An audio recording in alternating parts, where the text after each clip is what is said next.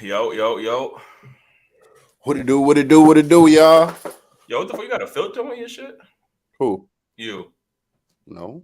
Look like you had the fake. You know how the women got the beauty filter, the beauty filter on. Like, you know what I'm saying, I just got some light shining on. You know what I mean? Oh, okay. Light shining on me. You know what I'm saying? Tired of looking dull in the background. Yeah, background still looking dull. Like, you know what I'm saying, but yeah, still like you in jail. Yeah, as a fact, you know what I'm saying. Instead of the white backdrop, you got the black drop. Like, you know what I mean? I'm in jail with light now, though. You feel me? Shout out to the people. They got you a light bulb. Facts, man. Let me see. Let me put this out on social media, man. Yo, y'all just join me. Make sure you hit that like button. Subscribe if y'all not already subscribed, man. Y'all know the deal, man. Pause. Man, we got a lot to get into, man. It's been pretty eventful. We tried to warn y'all a couple of weeks ago that this episode was gonna get a little spicy, man. Y'all ain't want the people that was the members, they knew what time it was, like, you know what I mean? But I tried to tell y'all that it was gonna get a little crazy, like, you know what I mean? Yo, just to establish anything, we not doing the shot thing, or we still doing the shot situation? What y'all doing? I don't know. Came over there looking nervous, like, you know what I mean? I'm good, man. I ain't trying to drink. I ain't gonna hold y'all. Then don't curse, nigga. What you talking about? You gotta do it, bro. That's it, man. All right. So it's green light. he said, nah, I know I'm a curse again after watching this, after reacting to this video. Like, you know what I'm saying? Like, y'all out here talking with when does it start? Like, I don't know, man. You gotta get your bottle ready, man. Come on, man. We ready? The nigga say, yeah, I don't want to drink, but nigga got the bottle right there. You know what I'm saying? You never know. You know what I'm saying? Like, yo, my homie right there, you know, I can't even say your initials, PSD. That sound crazy too. Like, yo, but that's my homie right there, man. Shout out to him, man. That's a pastor, man. Shout out to Pastor. That's all you could have said, pastor. Like, you know what I'm saying? Like, let him pray for y'all. PSD is postpartum, like, depression. I don't know. I just don't like anything ended with. I mean, and we got another episode coming up for y'all too. That's crazy. Just know. We got a couple. We got a ton of episodes in bulk. Man. I'm trying to tell y'all, man. We got episodes in bulk. Got episodes in the stash. We working on, you know what I mean, different interviews with different people, celebrities. We got all that in the stash, man. Make sure y'all join the membership. That way, y'all get exclusive access to all of that, man. Y'all can hear me good? I sound valid? Yeah, nobody cares though. they need the kid because I ain't trying to sound crazy. Like, you know what I mean? Nah, we hear you. All right. So basically, man, y'all already know what time it is. We're gonna we get getting a lot of feedback off of this Umar episode. A lot of people got different opinions. So basically, we wanted just to go through the video itself, just that segment where we had that exchange with Dr. Umar. React to it because we haven't given our reaction to it ever since watching that episode. Like I said, we recorded that episode like it was like a month and a half ago. So we just gonna give our reaction. Then I'm gonna put the link in so we can have y'all call in because we want to hear y'all thoughts, man. Y'all agree with Umar? Y'all disagree with Umar, man? What's y'all stance, man? Because we trying to hear everything. We open to hear and everything. So. And really quickly, man, we work hard to do everything we doing. Me, Ace, Eli. You know what I'm saying? There's a few sites that's posting our joint, man, and they not showing no love. So when y'all get some time, man, the Jasmine brand and the neighborhood talk, all those, if y'all see our post, man, make sure y'all tag us in the comments, man, so people can know where they can find our content. I seen Tasha K posted this morning and she ain't tagged us, and I'm like, yo, you literally just commented on our video on our page, and then you took you know what I mean? But listen, man, just tag us, and if y'all just resharing the content, man, just give us a tag. That's all we ask for, man. We ain't going crazy, ain't going to copyright strike everything, and you know what I mean? Like, we ain't going just tag us in it.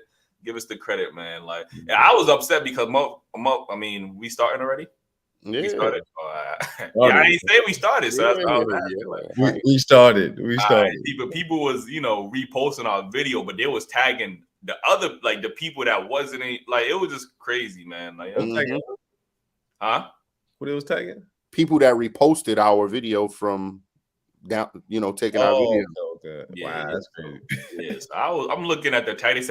They say credit so and so. I'm like, credit so and so. That's not their video, like what y'all talking about. Like, you know what I mean? Like, so We're gonna have to put watermarks all over that video. I thought we did a good enough job. Like, you know what I mean? Like, they got We gonna have to start I mean, putting it. Then I was about to say, yeah, I know AI out here. They out here removing everything, so it doesn't matter what you do, man. So word. Yo, shout out to everybody that's tuning in. Yeah, hit that like button on the way in, man. We're gonna, like I said, we're gonna get into this video real quick. We're gonna give our reactions, what we was thinking, or just looking back on the conversation, what we could have said differently, or whatever the case is. And like I said, I think that overall, I think it was a great conversation to have. Whether we agree or disagree, there was points where we could all look back and be like, you know what, I understand where he was coming from. I may not fully 100% agree with what he was saying, but everybody gonna have different opinions. You know what I mean? We're not all supposed to agree on everything. It wasn't a confrontational exchange, like, you know what I mean? We were just trying to get our point across. He was trying to get his point across. If y'all join the membership, y'all see backstage, behind the scenes.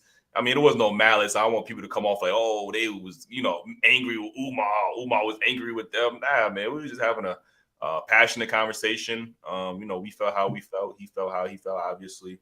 And yeah, that was it, man. Umar's a cool person, man. Shout out to Umar, man. Shout out for him to even pulling up.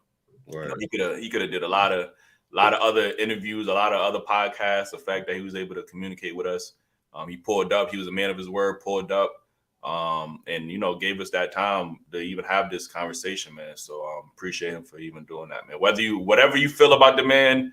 You feel like he's a con artist. You feel like he just, fear mongering or whatever the case is, man. There's some points where he's talking where you could agree, and some points where you could disagree, man. I feel like that's for anybody, like, you know what I mean? So, shout out even to him. us. Huh? I was saying even us. What we said in the Discord. Yeah. So let me I do got to ask, Ace been on, he been on vacay, man. He put in his PTO, man. I want to ask you, man, how your vacation was, man. And you ain't get approved for your PTO, so I don't know. Like, I mean, if you ain't get paid these last couple episodes, I mean, yeah, you gonna talk to my lawyer if I don't see this PTO on my paycheck.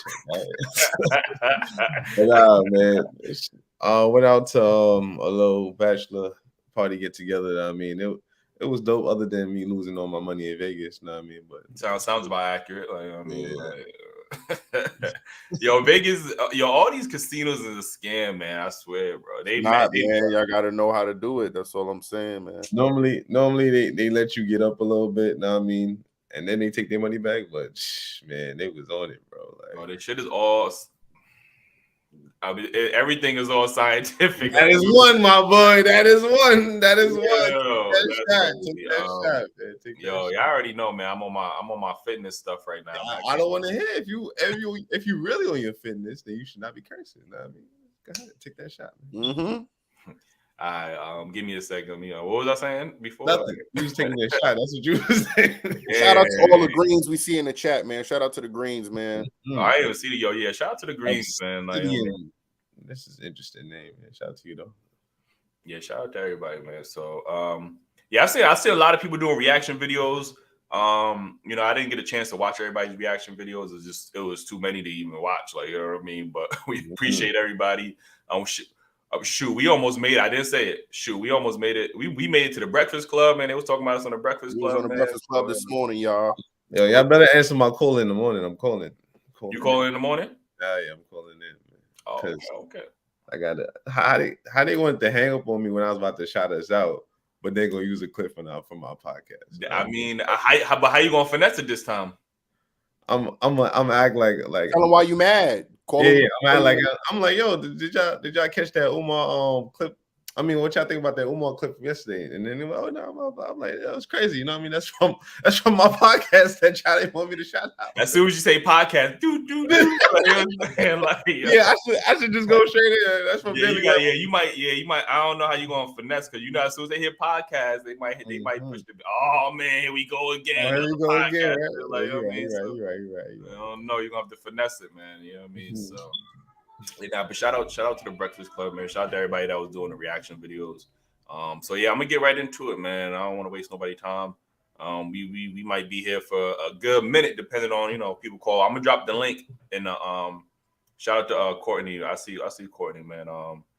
Yeah, you do gotta do a reaction to it, man. I need your thoughts, man. I need everybody's thoughts on it. I'm gonna drop the link in the chat real quick. Let me see where it's at. Pastor, man. Shout out to Pastor again. Yo, everybody follow your favorite pastor, man. Word. He the only pastor and sugar daddy at the same time. Like, you know what I'm saying? Like, like yeah. Ew. All right, let me You the nigga Umar was talking about? Yeah. Hold up. That's a shot, my boy. We said no N-words. Nah, y'all said curse. Y'all said curse. We established that already, my boy. Wait, hold up. I didn't drink yet. I didn't even take your shot, though. Huh? You ain't been taking a shot, my boy. Now I took it while I wasn't paying attention. Nah. You know the rules. See, Damn. All right, I'm about to get it. I'm about to get the Yeah, he tried to.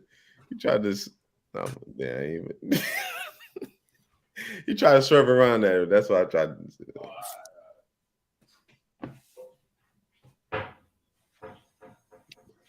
Oh, big bro, ready tonight, man. I see.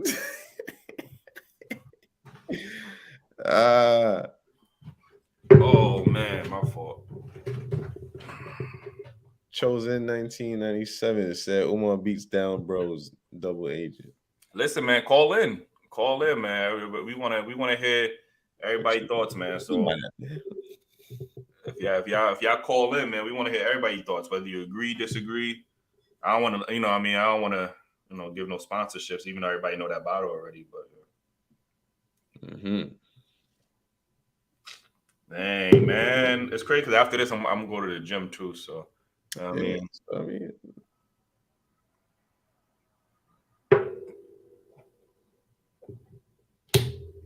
Ooh. That first shot, you already know that first shot is always the killer. Yo, but yeah, we gonna get into his reaction. I'm about to say some crazy ish tonight. I ain't gonna... Stop it. Yeah, we gonna get a beat. Like I said, we gonna get to this video. It's about 17 minutes. We're gonna pause it in between. This is to give our commentary. We see Niji in the background. So like I said, Ju, Ace, if y'all got anything to say, just I guess just start talking out here, and then I'll just stop the video or whatever. Speaking of that, I've seen a video of yours where you said that feminism, y'all can hear it? Yeah, has conditioned Black women to view Black men as the enemy. It has. Feminism was financed by the CIA.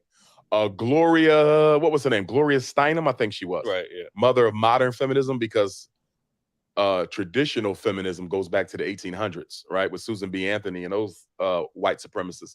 But Gloria Steinem was a CIA agent. They financed her. Her first feminist magazine they paid for. The CIA brought feminism into the white household to get the woman out the house, and into the Black household to turn the Black woman against the Black man. To scapegoat us for problems caused for her by white supremacy. So, obviously, a big thing, obviously, we spoke about the gender wars, earlier. Obviously, there's a lot of conversation nowadays about, the value of what a woman brings and the value of what a man brings in a relationship. And now there's a lot more rhetoric from our women that we hear. Hey, I do want to say real quick, man, looking at this video, my face is very fat. And, watching these videos it got me motivated, man. I'm back in the gym. I'm losing the weight. I've been seeing the comments. I don't know why y'all saying, somebody said I was obese. Some girl in the comments say I was obese. And I'm like, nah, I know I gained some weight. I know I gained some weight. If you got a BBL, just say that. Stop it. But I've been back in the gym, working on fitness, losing this weight. So y'all can't say nothing. So shout out to me. There is, I'm strong, independent. I don't need no man, right? That's pain speaking, though. Right. Because most Black women know they will never get a man. A Black woman can have sex whenever she wants. Right. Because she's beautiful. She can have a bed mate, but to have a soul mate, she may never get. I have two daughters, 11 and 20, right? My oldest will be 21 this week. Statistically, right? There's a strong chance my daughter could be one of those. I hope she's not. She could be one of those who never get a husband because only 1 out of 4 gets a husband. You see that? So when a black woman says, I don't need a man, that is a reaction to the reality that I may not get a man. So why not preach? Because I understood, you know, you're obviously against interracial relations when it comes to black men with black women. I mean, with white women. With all women, you should only be with the black woman. And you will say, well, if you can't find a good woman in America, go somewhere else. In Absolutely. Africa. So why not teach that same rhetoric to our women? Like, if you feel like tell sisters all the time, go to Africa. So I know sisters who marry. I just spoke with a sister. She invited me to the wedding. She just married a brother from the continent. So, but instead of saying they will never get married, I'll take sisters to Africa who married brothers they met in Africa. Right. So yeah, I think I think there's obviously plenty of black men, yes, black women. So and what I also tell black women, if married, you're going to go get you an African man from the continent, right, you're going to have to understand that the way in which you talk to black men in America will not be tolerated over there. Mm-hmm. See, and I think this is where we get into the potatoes of the conversation. And I think, you know, for me at least, what was triggering, and I know obviously Jew interrupted immediately, was just like, you know, if you could tell them to change their behavior to other, you know, men, you know, why not have that same energy for us? And I think that's where a lot of men, like myself, are frustrated, is that we almost feel like, you know, we gotta kiss their ass, but when you tell them to, you know, when they go to an African man, white man, Hispanic man, you know, the energy is different. Like, you know, they're not going to tolerate that. Like, so you mean to tell me we going to tolerate it? Like, we supposed to tolerate it? So I think that initially is what provoked the passion in this conversation, was just like, you know. And I think you need to like say it again, Eli, because people still ignore the fact of what you just said. And the fact that he even said that, the audacity like that, for us to have to accept that, you got to break it down to people or replay that. Go back to that. Let me go back real quick, please, because he shitted on us American men. And that the way in which, like, women, if you're going to go get you an African man from the continent, right, you're going to have to understand that the way in which you talk to black men in America will not be tolerated over there. Why the fuck is it tolerated? It's not tolerated here. That's what we're trying to tell them. Well, over here, I want to say this to us, though, because we try to act like the way sisters treat us doesn't have a history that we are not at least partly responsible for. Let's be honest. The black woman has had to hold down the black house by herself, although imperfectly. She's had to do it by herself since the mass incarceration of black males began in the 1970s. You understand me? Most of our children are raised by a single mother right now. And it has been that way for about 50 years.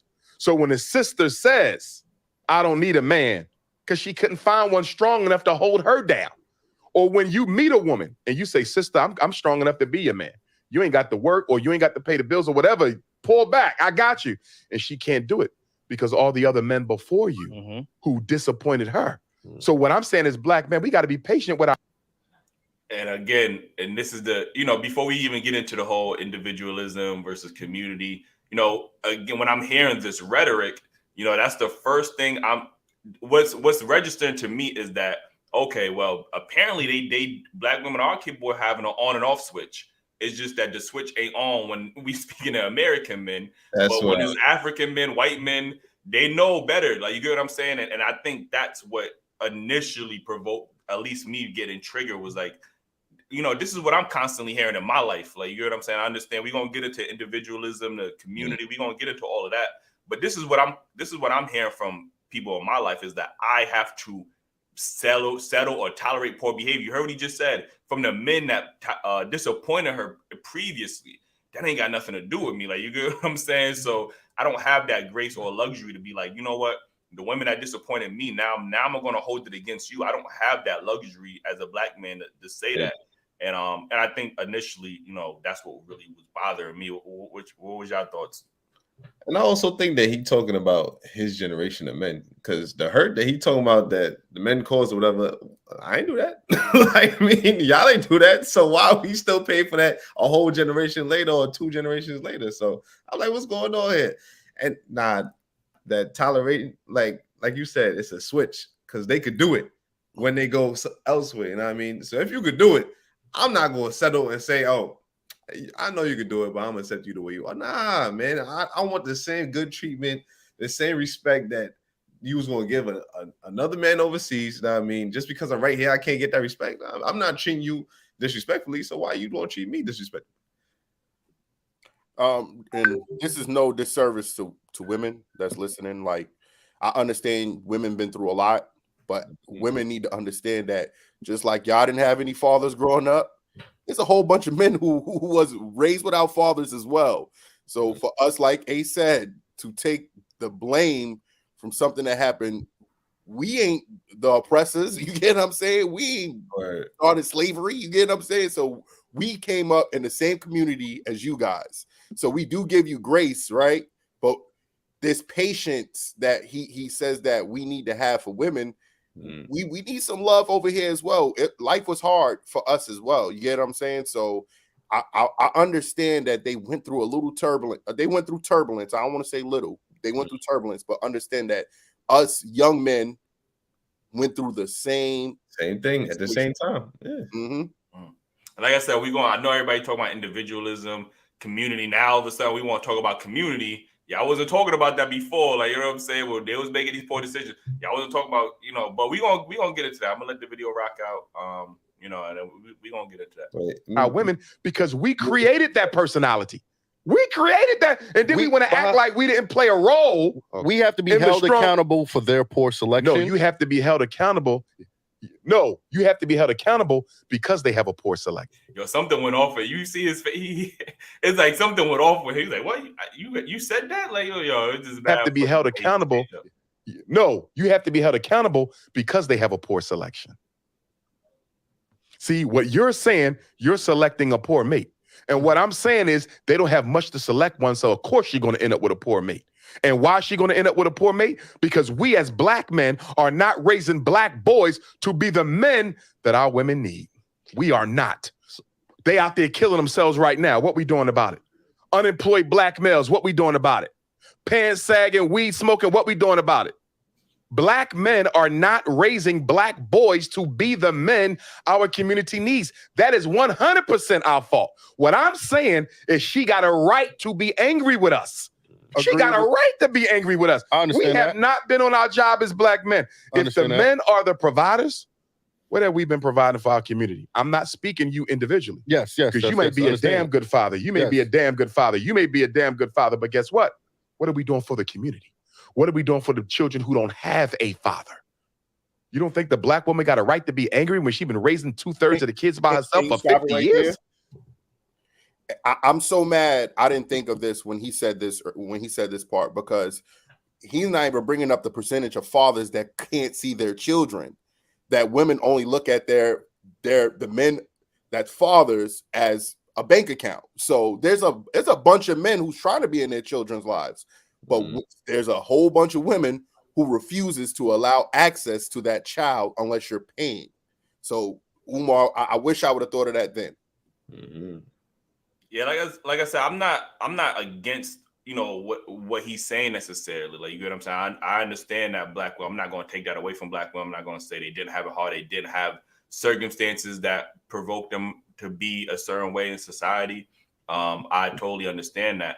You know what I mean? But again, when you're telling us that we have to tolerate more or less poor behavior in our women, you know what I mean, while they could go somewhere else and turn that switch off and be like, now I know how to behave, or now I know how to be respectful. It just sounds like a disservice. You know what I mean? So he said that we were promoting the feminist agenda, but I feel like me even listening to this, I think that's promoting the feminist agenda too, telling a woman she need to be masculine and need to do things on her own as well. Coddling and pacifying them. Okay, we all go through trials and situations where times are hard, but at what point do we, I can't be carrying the baggage of your ex and what your father did to you. You get what I'm saying? I'm a good man, like you say. It almost sound like I forgot what show this was, but Shorty was like, "Oh, when did men start knowing their worth? They need to just shut up and pay bills." They almost sound like he's saying that we don't deserve that respect here for some reason. You know what I mean? Like, we should lower our standards and just accept whatever. For how long though? For how long? I don't know, man. Till the end of time, until they finally feel like they should respect us or whatever the case may be. I mean, I ain't doing it though, so it's never. That's the answer, never. Yeah, I just think, you know, when I seen it, and matter of fact, when we get to it, I'll address it. Let me let the video rock out for a little. Wait, And the minute she raised up, let me get to the super chats real quick. We got a new member, Older Williams Jr. Shout out to you. Yep, appreciate we got Weasel with the super chat. Shout out to Daily Rapper Crew. Let's help them with the likes, follows, and sharing for free. Want to support more? Join the membership, buy a shirt, donate, or get noticed with a super chat. Yo, shout out to Weasel. Yo, shout out to Weasel, man. Like, I mean, that's what we saying, man. We need to support, man. Yo, if y'all want more interviews with, you know, people like Umar, I mean, we got other people lined up that I think y'all gonna enjoy the conversations with as well. We need all the support we can get, man. You know what I mean? So, and shout out to Chosen. He says, "Save yourself, black man." That's a fact, man. We out here. I mean, yeah. I mean, I get that, but I do, you know, looking back on the video, I do agree with the community aspect. You know, we do, you know, but again, not everybody is going to be on some Pan-Africanism, you know, for the community. Some people just want to, you know, focus on themselves and build with other like-minded people. You know what I mean? And that's where, you know, I think I was coming from. But like I said, we're gonna let the video rock out, and then, you know, a voice, we say she not humble enough. She had to become masculine to survive the rape, the molestation, the domestic abuse. Are you telling me you can't see how we created that? I understand that, but she needs to be we was more loving selective. our women and taking care of our women, do you think she would be like that? That personality has a history. If she's picking Pookie and Ray Ray instead of you're making her a scapegoat. No, she's picking a scapegoat. No. There's good quality men that they ignore. Why she even got it? Why is there even a Pookie in the selection? You gotta ask her that. No. I'm gonna tell you why there's a Pookie in the selection. What? Because black men have abandoned black boys and have allowed social media, white media, athletes, and rappers to raise them. That's why she with Pookie. If we never allowed Pookie to develop, she would not have a Pookie. See, and that I can't necessarily agree with her. Like, and this is what I talked about before. We all have there's Pookies and Ray Rays in every race, bro. Like, okay. You have the option to choose a Pookie and a Ray Ray. Don't act like everybody's a Pookie and a Ray Ray. Exactly. She had an option. She had a choice, and she chose to deal with them. Like, you know what I'm saying? So, I don't necessarily agree with that. And then when women get older, they admit that they was picking wrong in their younger ages. So he can't sit here and say that, it's because there's Pookies and Ray Rays out there. Yo, there's gonna be bad people no matter where you go. You gotta find the good in what you picking. That's not. We got options to choose Pookishas and Rayishas. Like, you know what I'm saying? We don't choose them. Like, you get what I'm saying? So, you know, and I see a couple of people, Dr. T.S. Johnson. We reached out to him, man. Hit him up, man. If y'all want us to really collab with him. I know I had hit him up like months ago. We were supposed to do the collab. Again, we reached out to Tariq Nasheed. If y'all go, make sure y'all go to their comments and tag us in their comments, or DM. If y'all know them personally, DM them and let them know, like, yo, work with Dailyrapupcrew. I don't know, but we need y'all support, man. We've been reaching out as well, so hopefully they replies back. So like, people start listening to Weasel real quick. As real first of his name, I'm not sure if I pronounced that right, but he said, Keisha Logic, I had to date a scammer. You only make 60K and not 100K. I had to date a drug dealer because you didn't build Wakanda. What option did I have? I mean, they want the. How many times we ask women, would you rather date a drug dealer or a regular 9 to 5? They had those clips ready for them. Yeah, like, you know what I'm saying? Like, come on, man, don't act like they not out here. Why is they there? Mike Griffin said, "Get Tariq Nasheed on the show." We trying, man. We trying, man. We definitely reached out. Yeah. In that DM, man, everybody go to his comments. DM him. Go in his comments. Sean and One said, "I thought black women's wear was the most educated or enrolled in college. If this is the case, then the selection of men should be better between college and their career. It's never their fault." Yeah, that's why we gotta hold them accountable, man. I'm not trying to just go straight to. You know, a lot of people was looking at the video and they trying to blame, you know, black women. Initially, the conversation started because he said that he told black women that they have to behave and act differently when they date continental Africans. And I think our rebuttal was like, well, why can't we get that same respect and behavior? That's what initially started the conversation. It was not about blaming anybody. It was just about like, well, we want the same behavior and respect. And this is where obviously the conversation headed towards, the whole individualism versus the community. But right. Yeah, Right, we got a couple more. David R said, "Blessings, brothers. The conversation you guys are having is so meaningful, and I want you to know I appreciate you guys. Let us as a community push these conversations to the front." Shout out to David R, man. David R, man. Yo, we mess with y'all, man. Keep doing your thing, man. Always supporting us. JD Cardle, have you ever heard? Oh, go ahead. I got two more after this one. JD Cardle said, "Have you ever heard a black woman ask black man who hurt you? Black men are expected to be better, but we have to accept black women in their brokenness. Make it make sense." They love using that, man. Ain't gonna lie. Jermaine Wilkes, respect you all for staying true. A lot of people get scared of the degrees. Respect to y'all and the good doc and the respectful disagreement for sure. And then, like I said, if y'all wait, hold on real quick. If y'all agree or disagree, I need y'all to tune in. I see a lot of people in the comments having their thought pieces. If y'all agree, just hit that live. Y'all ain't even got to cam up. You just, we want to hear everybody's thoughts. So they might have to cam up. They might have to cam up, man. Lately, we've been wilding out. I ain't gonna hold you. But again, if you disagree or disagree, man, call in, man. We want to hear y'all thoughts. Maybe y'all have a different perspective, obviously, than we have, or than Umar has. Maybe we not seeing something. You know what I mean? We open to hearing everybody. We not like, oh, this is one with my way or the highway. We want to hear everybody. You know what I mean? So, and we're not only holding women accountable. We saying that men. If you hear us in the background, we agree with a lot of stuff that he's saying. Yeah, that's a fact. Vice City Music said, "Building with like-minded individuals is what creates a community." Indeed. Listen, that's what I was trying to say, but we're gonna get into the video. Like, let's shout out to Big Bro Needs You. This last one, man. He said hitting that like button would be highly appreciated. Yo, 500 in the building, man. Tell me where them likes is at. We're going to be men. The first thing we got to do is take responsibility for why our women feel the way they feel. I can hear that. I'm not saying that they're right to disrespect, because even if a woman disrespects me, right?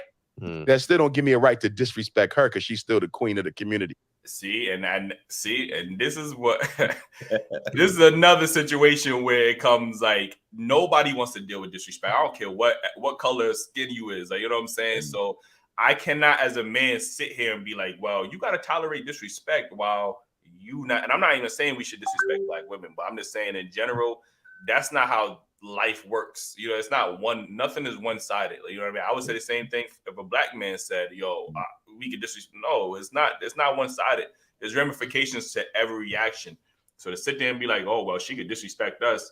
You know what I mean? And maybe I'm interpreting it wrong. I'm gonna go back. But he's right though, because we're not meeting the disrespect with disrespect. We're just not dealing with it. You feel me? We just going the other way instead of getting into that battle. That's one way to handle it. You want to be disrespectful? Cool. Let me go back. Respects me, right? That still don't give me a respect, because even if a woman disrespects me, right? That still don't give me a right to disrespect her, because she's still the queen of the community. Even if she's not acting like it, I'm going to give her that respect. But when I hear brother, he says, I'm going to give her that respect. That ain't it, y'all. That ain't it. I ain't gonna hold you, bro. Like, you know what I'm saying? Like, again, you can feel how you want to feel, but I can't be an advocate of she could, even if she disrespects you, then you gotta give her that respect as a queen. She ain't give me that respect as a king. You know what I mean? And I'm not saying everybody king queens. I'm not trying to even go down that narrative, but it just sounds very much one-sided. And I don't know how anybody could just sit here and be like, "Yo, yeah, nah, he right." Like, and that in specific aspect about being disrespected. No man wants to be disrespected, and I think a lot of the times, instead of asking those questions to black men specifically, it's almost like we're telling them to accept disrespect, obviously poor behavior, without questioning it. And then I think black men are tired. Not every black man is a Dr. Umar Johnson and wants to be on some Pan-Africanism. Everybody is not him. Like, some people just want to live a happy, respectful, peaceful life. Like, you know what I'm saying? Not everybody is trying to be a leader of their community. And I think he has to understand that, man. Wait, hold on, let me see. I think I seen Dr. T. Hassan. Yo, we need you, man. We got to do a live stream, man. What's up, man? Like, you know what I mean? I'm a DM you. And we're gonna figure that out, man. Dr. Umar Johnson is a guy that I watch a lot of his live streams. Very knowledgeable person in this space, man. Y'all should go check his YouTube channel out, man. It's very dope. Shout out to D Plus with the super chat. We got another one from Chosen. He said, "Wow, that's that BS. Black men are expendable?" ? Peter Bear with the super chat. Appreciate you. We got Messi, Mashawn Lives with the super sticker. Shout out to you. And Get Out Your Feelings says she's supposed to come to you in her feminine. Umar is trying to shame men for not wanting to do the job that her dad was supposed to do. But single black mothers fund his lifestyle, so I know what it is. Okay. Let alone all these stepfathers that's stepping up, watching somebody else's kids. He got to get disrespected. Listen, and I'm not even trying to hold. Black men need to be held accountable. Obviously, we do need to do better in our community. I'm not taking none of that away. You get what I'm saying? But I'm not saying that just because we need to step up, we got to tolerate certain behavior. Like, I'm not trying to advocate that, but I do agree with what he's saying, that black men do need to step up and we need to be better leaders. Like, you know what I mean? So I could agree with that. Others talk like this discourse we having now. Yeah. We act like we don't understand. No, There's reasons for that shit. I do understand. Women are so valuable. You get what I'm saying? Like, I think women ground men and help them, propel to the next level. I think men get further in life with a woman, right? But if I'm a hardworking man, but I'm only looked at as resources, okay, and then she's ready to jump on Tom, Dick, and Harry because he got flash, he's shining a little bit more, his access to money is quicker than mine. It's kind of hard to have that. Well, no, one, I agree with you, but that's not all sisters. No, it's not. If you're constantly running into that type of woman, then the problem is you, because you're attracting a certain low vibration. But I know you about to say something. You're on mute. You're on mute. So when when I say the women that's, doing that, I'm making a poor selection, I need to be held accountable. That's basically what he's just saying. And that's what you're attracting. I'm attracting that, and I need to be held accountable for attracting that. When she doing it, why is that even an option? That's all I'm saying. If you say, oh, both of y'all wrong, I'm cool with that, Umar. But I need to be held accountable. Why is that even an option for her? Is wrong to me. I mean, listen, that's fair. Energy. Why not have that same energy for women? You just again, you held the man responsible. Because we having a conversation as men. Yeah, I got plenty of interviews with all women where I check them too. All right, but listen, I ain't gonna say that's cap or not cap. I ain't see those interviews. I'm gonna be honest with you, Dr. Umar. I haven't seen them. They probably exist. I just have not seen those interviews. I've never seen those interviews. So I mean, if somebody could, share that link, I would, would enjoy. I would appreciate that. You know what I mean? But I've never seen those interviews. You say you need some receipts? That's what you say. I'm just saying, like, we all need to. I gotta hold, my brother accountable. Like, if he says that's a fact, then I want to see. He did look like he was stuttering a little bit when he said it too. He said, "Oh no, man, we might need to see those interviews." That's all. Like, he probably tell the truth. I'm not gonna doubt him. Like, I just would like to see those videos. Like, that's all.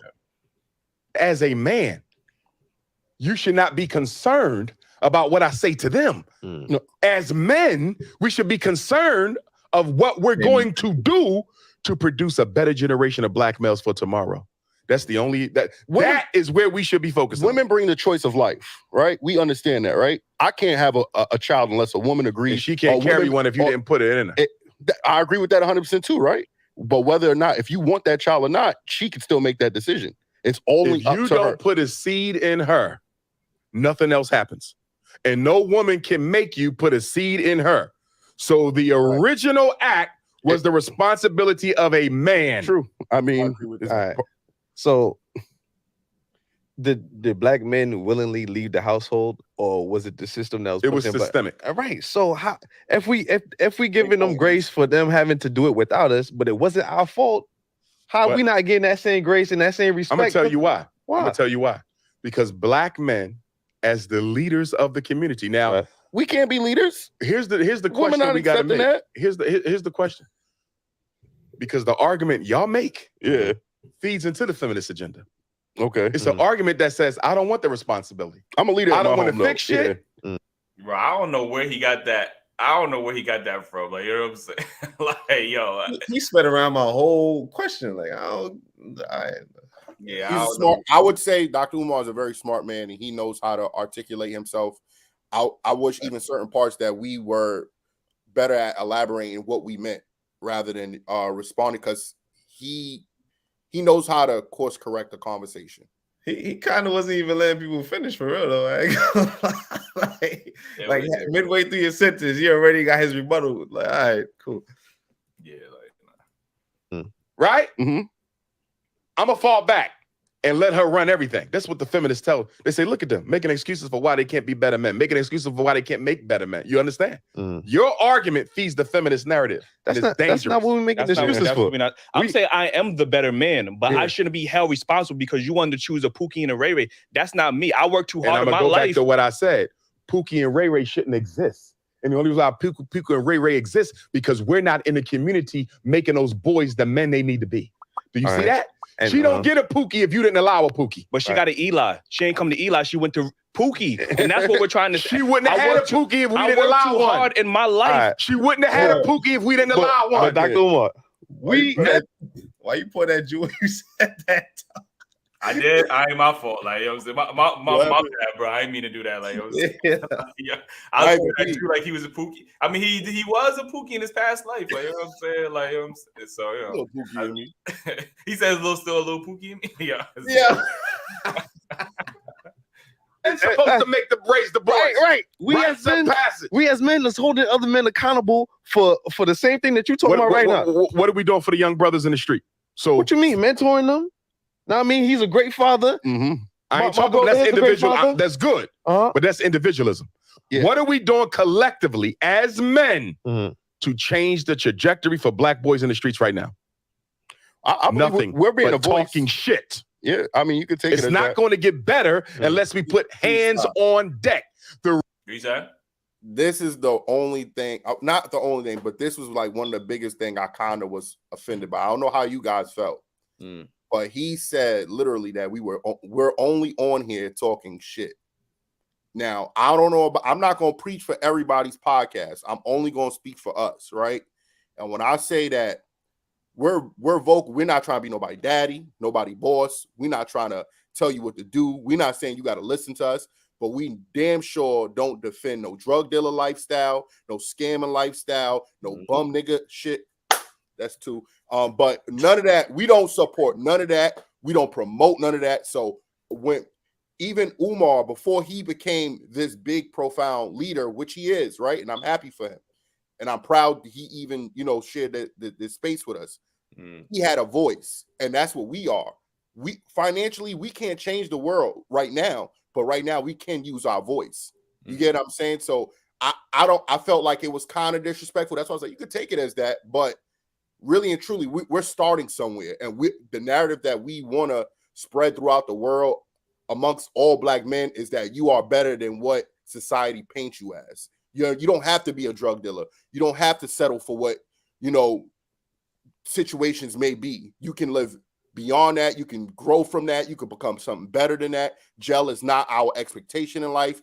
We're smarter than that. We're wiser than that. We're stronger than that, and that's our message. That's where we're starting from. So don't say that we're talking sugar, honey, iced tea. We're talking real life momentum changing for black men. So you saying that's what he was saying about what we do as our podcast in general? That's what you ain't hear him. He said y'all sitting here talking. You missed that part. You sitting here talking. Rewind that real quick, Eli. Reason, I mean, boys in the streets right now. Nothing. We're being but talking shit. Yeah, I mean, you could take it. It's not going to get better unless we put hands on deck. The reason the athletes and the rappers are the role models is the professional black man moved out the hood. Where the dentist at? He ain't in the black community no more. Where the lawyer at? Where the business owner at? Where your city council person at?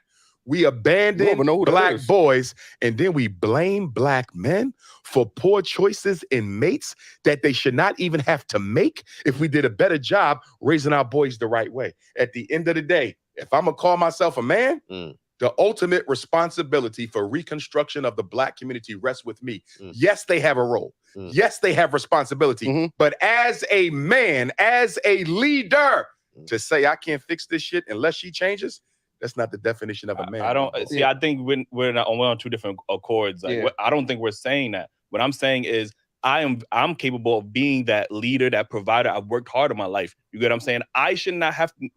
You still go back to individualism. But I only feel like we tell black men that we have to now deal with masculine women with children. Why is she masculine? Because she's had to raise the kids alone, not one woman, so brother. Tell me, a whole community. So you mean to tell me the only woman I could look forward in my life is a masculine woman that has kids by other men? No, that's what I have to look forward to. But I'm telling you, mistakes made by black men systemically gave rise to the conditions that allowed her to be masculine and made her end up with a man that you consider to be less than what he should be. See, and that's another thing.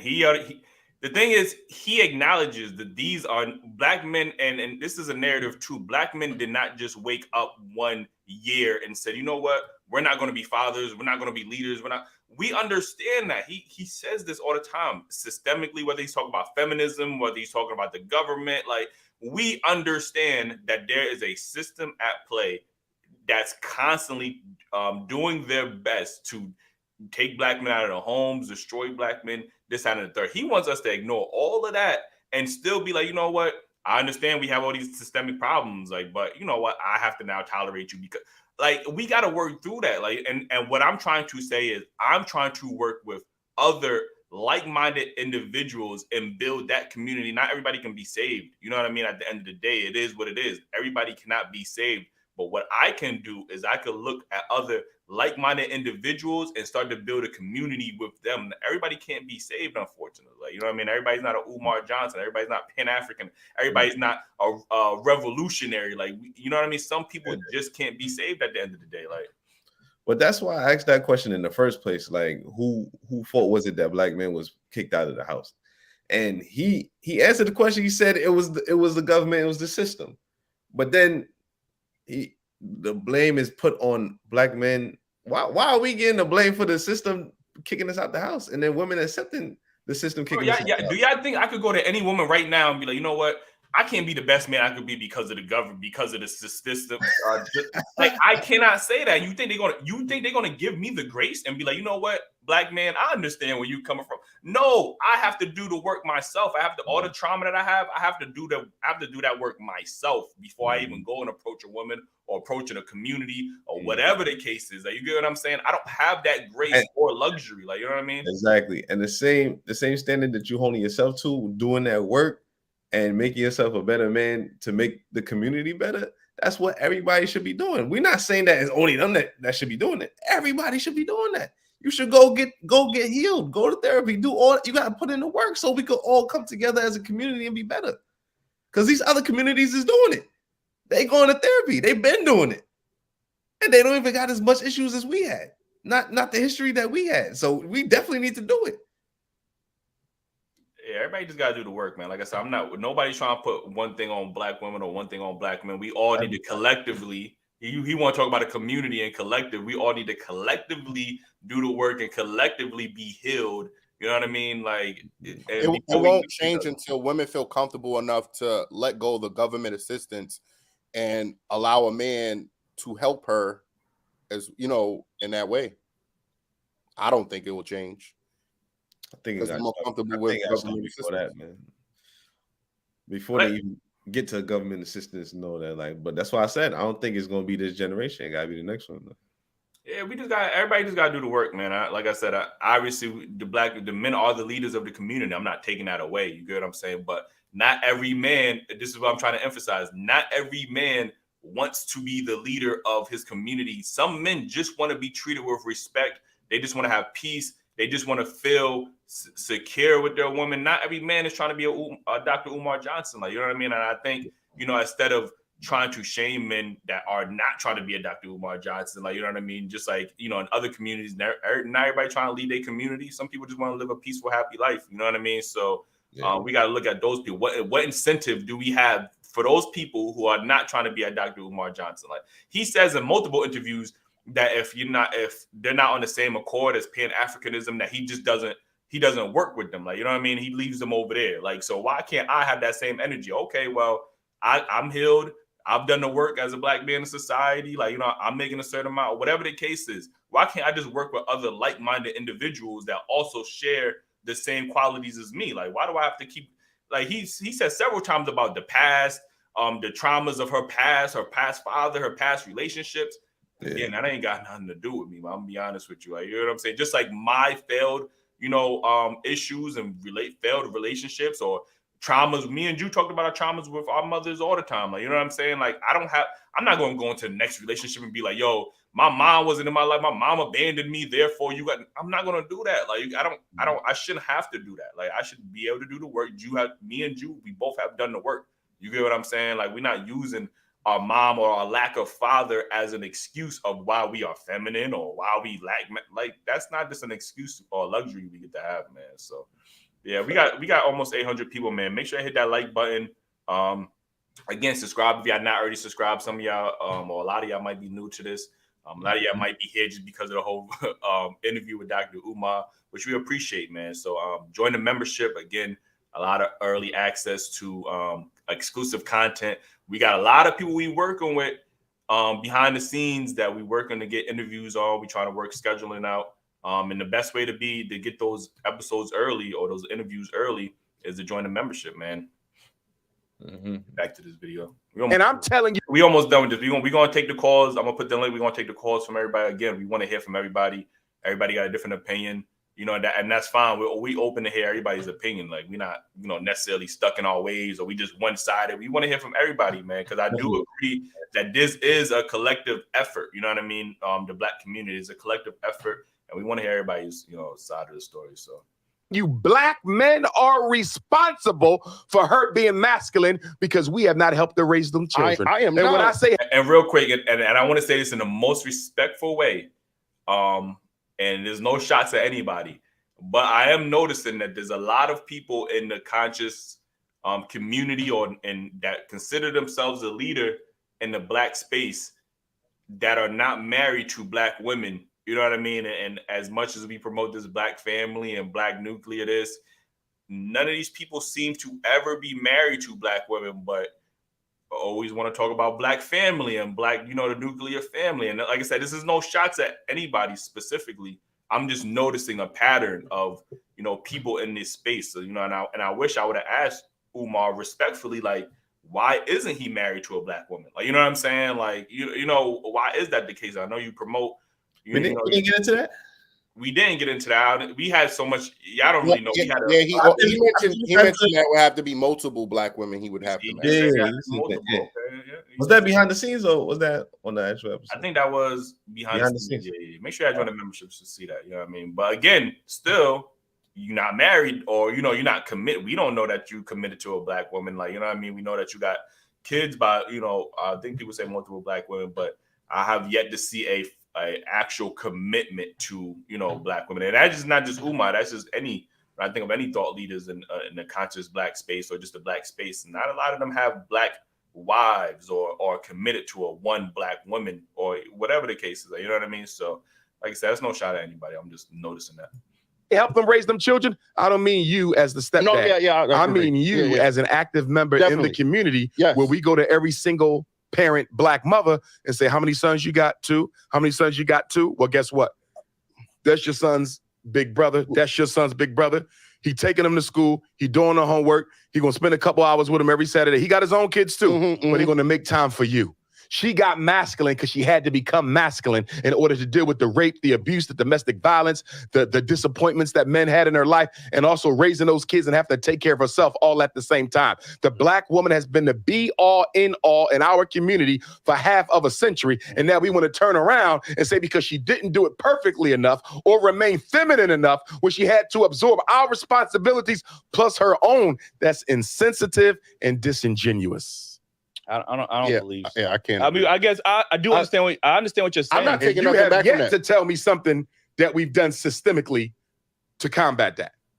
Because you keep saying me and her. I don't care about me and her. But there's plenty women and men. Women and men as a group in the community. You understand? Right. We gave birth to that. You see? So you say she had a couple kids already because she met men. She probably thought they was good. Some of them. They left her. She knew they wasn't good. You don't know that, brother. She knew they wasn't good. You're making assumptions about her. Would you make the same assumption if she was a white woman? Yes, I would. So you say. No, that's come on, man. no. Nah, come We on. don't hold Listen. women accountable. So you said, Listen, Come on, like I said, I feel like as a black we man, don't hold them all accountable because black men date outside they race more than every other man put I together. said we. Y'all three. Yes. Okay. yeah. I But can't disprove that because I don't know you personally. Even that, But if we look at the numbers, black men marry black women at an 87% rate, where black women marry outside of their race, or they I meant married. I mean married within a race at a 82. I just got too caught up in my head. Like marry outside at a 92%. black women That's do only not. No, you're that's wrong. percentages You're apart. wrong. That's not that much. Black women do not marry out the race. huh? I said he was ready to correct your ass too. Yeah, I fucked up on that. Like, you know what I mean? I should have, and I knew exactly how I wanted to articulate myself. It just That's 3 shots, my boy. That's What I 3 said? shots. What I said? You said I effed up on that twice just now, and then earlier you said that S word. That's 3 shots, my boy. Nah, I don't know about that, son. Like, we gotta That's review the shots, footage. my Like, boy. you know what I mean? We gotta review the footage. I don't know. You making stuff up. One of them I give you, but you said it's 3. You say you said I effed up on that one. I effed up on that. You said it twice just now. Did I said that? You just shaking your head, like, you know what I'm saying? Like, I'm on mute. All right, that's 3. Damn, 3. Drew got. Oh, what you got? 2? Oh, you got 4. No, he just said a word. Ain't that What I a said? curse? Nah. He slurred it in. He's like, nin. Yeah, well, yeah. All right, No, he word. said Kendrick Lamar album. Ain't that a curse? I said what? What? Wow. EAMN. Damn. Ain't that? That's not. Oh, come on. Now y'all reaching, bro. Come on, bro. Like, you know what I'm saying? Now Let's say that in front of my grandma. daughter shrug. Like, you know what I'm saying? Like, yo, all right, I got y'all with the 3 shots, man. Let's get past this video so we can take these callers, man. It's more than black men. I'm That's not wrong. saying that, but the percentages Black ain't that women- far off. That's what I'm Black saying. women have one of the highest, fastest growing interracial marriage rates. Mhm. But her interracial marriage rate pales in comparison to what black men have been doing interracially for 4 or 5 decades. You understand? She don't even come close to what we're doing And interracially. black fathers are in the home more than any other group or race. Okay. But what That has no value. it does have value, but we're going to put that up against the other statistic. 2/3 of our kids are being raised by the women. 2/3 of our kids are being raised by the women. Mhm. And like I said, when I say being raised, I'm not saying it needs to be a father. I would like a father in that house, Yes. but I know it's not enough of us to go around. Yeah. We are not even being accountable to the boys in the hood. And we're complaining about the women. I Can I say one argue thing? with women Who all are the Listen, this is no shots to nobody. Again, I grew up in Brooklyn, Brownsville neighborhood. And when I say a lot of us didn't have fathers in our house, and I want to also let you know, a lot of us didn't have our mothers either. A lot of us was raised by our grandmothers, our grandparents. So we give all this grace to mothers because they birthed us. But like no shade, I went to a whole bunch of friends' house. I went to neighbors' house. Mommy was out the door, in and out, just like Pops was. So I like I said, shout out to the mothers that was there. Shout out to the fathers that was there. But in my neighborhood, where I grew up at, where I went to school at, elementary, not everybody had a mama or a daddy. Grandma, grandpa, uncle, auntie, or your siblings was raising you. Another point I do want to make real quick, and I know we doing a lot of cutting in and out. We do want to get to we got people backstage. We want to get to everybody, but a lot of people, I find a lot of people don't hold women accountable because they have some dirt in their past that they don't want being brung to the forefront. So of course you can't say, and I ain't gonna mention no names. I could send some shots.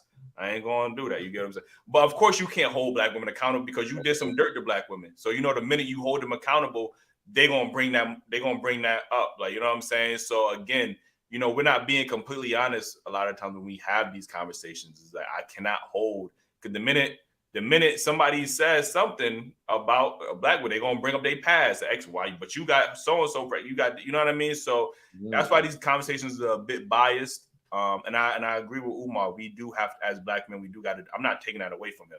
You know, even watching it, even going, we had this interview like about a month and a half ago. Even watching the interview now, there's a lot of aspects I could point out. And I could be like, yo, I understand where he's coming from. You get what I'm saying? Like, I'm not taking that away from him. But the one-sided accountability, and at the end, he starts to, you know, be more neutral, you know, with its approach. But again, I think the men like myself that are out there, and I've spoken to plenty of men like myself that's, you know, collectively have worked hard in society to make a living for themselves and the people around them. They should not have to bear the burden of past relationships or past trauma. And I'm always stand on that. I get working with the community. I get that. But, you know, we should not be held. We should work with more other like-minded individuals and work on building those communities instead of trying to save everybody that, quite frankly, don't want to be saved. You know, not everybody wants to be saved. You know what I mean? So, yeah. You know. And women do deserve grace as well. I do agree with that part. For sure. Same way. Making babies with the irresponsible men that we didn't raise correctly. That's bullshit. All right. That's wimp ass weak man shit. Take responsibility for our shit. Stop scapegoating them. Yeah, I could agree to that. All I'm saying is look at all we can be doing better, man. Half the black boys in the 4th grade can't read. What black men doing about that systemically? Not enough. I know what I'm doing about it. I'm building a school for it, 2 of them. But systemically, as black men, what are we doing about that? Nothing. Black boys are the most unemployed teenager in America. What black men doing about that? Not the Pookie and Ray Ray you kept talking about? We letting them raise right before our eyes, and then we want to criticize us for ending up with one when we should have made sure there were none. I ain't let nobody raise. I'm gonna be honest with you.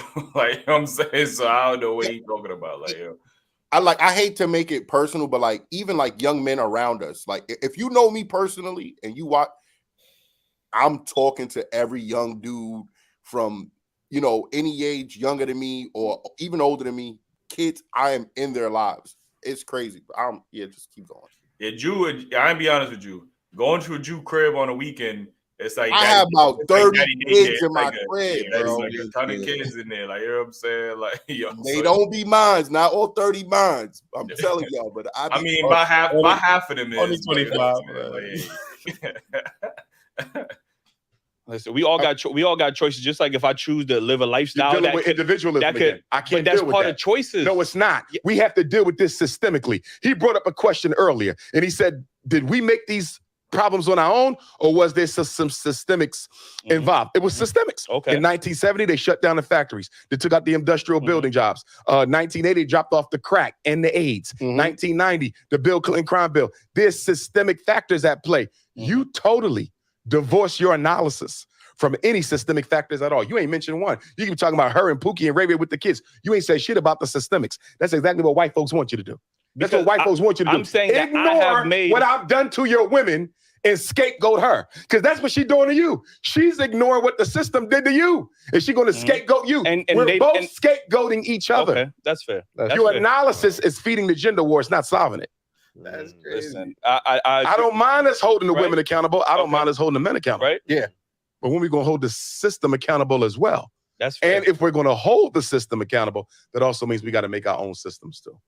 Black men have not been manly in quite some time when it comes to raising boys. How would you suggest that black men take on the role of leadership? Especially when there's an attack on black masculinity. Without women willing to listen to us. You get what I'm saying? How do we prove our worth or take back the leadership care of the boys? role? You want the women back?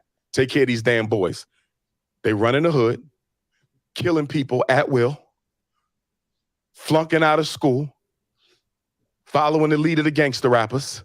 There's a whole bunch of stuff we can do that ain't got nothing to do with the women, boys and men. Do you understand? Deal with the boys and the men. Leave her out of it and go straight to the boys. And you'll get her respect back. Give them jobs, give them education, give them training, give them your time. They not getting none of that from black men. We don't give a shit about black boys. And then we're going to get mad at her for ending up with one later in life. It's ridiculous. Like I said, we product and get mad for her for ending up consuming the product. She could consume whatever she wants. I'm just saying, as a black man, it's not about her consuming whatever she wants, brother. Because if we're trying to fix the black community, everybody and everything matters. It's not individual. You're an individualist. You're not thinking as a community. Your whole analysis is based on me and her. Step out of that shit. This is systems at play. You understand? Right. Multiple black men screwed up. Multiple black women screwed up. You understand me? Look at the systemic nature and say, what system do we need to create as black men to prevent the Pookie and Ray Ray from coming into existence? or I, as a black man, can just look for a woman that is healed, that is leading in her femininity, that doesn't have a You child could do by that, another but woman. that doesn't solve community problems. We're talking about community solutions. That's individualism. Oh, that was it. Oh, okay. Oh, that was it. Okay. He may have maturity. I felt like. Yeah, so like I said, man, it's just it was a great conversation, a phenomenal conversation. There's a lot of contradicting in that. Now that I'm watching it back, I ain't gonna lie to you. What? First he was saying that it's the man's fault, but then he was saying that it's the system's fault. Then he listed out why it's the system's fault, and then he said that the women are blaming us for the system, but we should take responsibility for it. Listen, man, I like again, I could dissect parts in there. We do have to, I am more passionate. I think, especially in my age, I'm more passionate and uplifting black men and black boys, and that has nothing about, it doesn't have to do with downplaying black women. But I understand that once we got more black, successful, quality black men in our community, then overall community would do better. I mentioned several times how there's very little programs, for young black boys growing up. I give you that example about the fundraisers. Anytime you type in a fundraiser, especially here on YouTube, I could screen record it right now. When you type in funds for young black boys fundraisers, there's none that pop up. And actually, if you type in black boys in the fundraiser part of YouTube, young black girls will pop up, or black women will pop up. You get what I'm saying? So there isn't enough, resources available to young black boys and black men specifically like there are for black women. And I'm not taking anything away from that. I'm just saying we do have to do a better job at putting those resources in play for black men and young black boys, man. But I think they do have a reason to be mad at us because we didn't give them the option. They had to go to the government back then. I would say, I wouldn't say that now, but back then we didn't give them any option. They were forced and they had to rely on what the government gave them at one point. But what we're saying is, you saying we didn't give them any option. We didn't have an option to give them. We were taken out of the homes. Like, you know what I'm saying? I mean, but with that being said, that we have to be held accountable for that part, right? Because we didn't. Because we didn't have nothing. They took away our jobs. What are we supposed to do? Gotta do something. We could have done more. I agree, but I mean, even on the fixing, like, okay, that happened at one point. At a certain point, we gotta work a little bit harder. We gotta do this. We gotta do some side jobs. What this actually sounds like? This sounds like, shout out to fathers. The Father's Day just passed, but this is like when women say, "Well, you should have worked harder for your child. You should have fought harder." And we like, yo, we were fighting harder. Well, you should have fought even more harder. It's like, how much harder y'all want us to keep fighting? That's what I'm saying. Like, we shouldn't have to be fighting in the first place. You get what I'm saying? How you fight against the system? The system is the thing providing the job. So how do you fight against the thing providing the job, bro? I get it, but it's a double-edged sword. Yeah, I agree. We could definitely do more in our community. As black men, I definitely agree. But that's what I was about to get to. I think we should have asked Umar, what can a regular man do in his community? Because he said he building his school, whatever. You got to be at a certain level to build a school, because you see how hard it was for him, and he's where he at. So imagine us trying to do that. So what would a regular man be doing for his community? You know what I mean? To help out. I wish you would go. He said that going door to door and taking, But he would have said, if I would have said, yo, I got 30 kids at my house on a weekend. That's individualism. That's your house.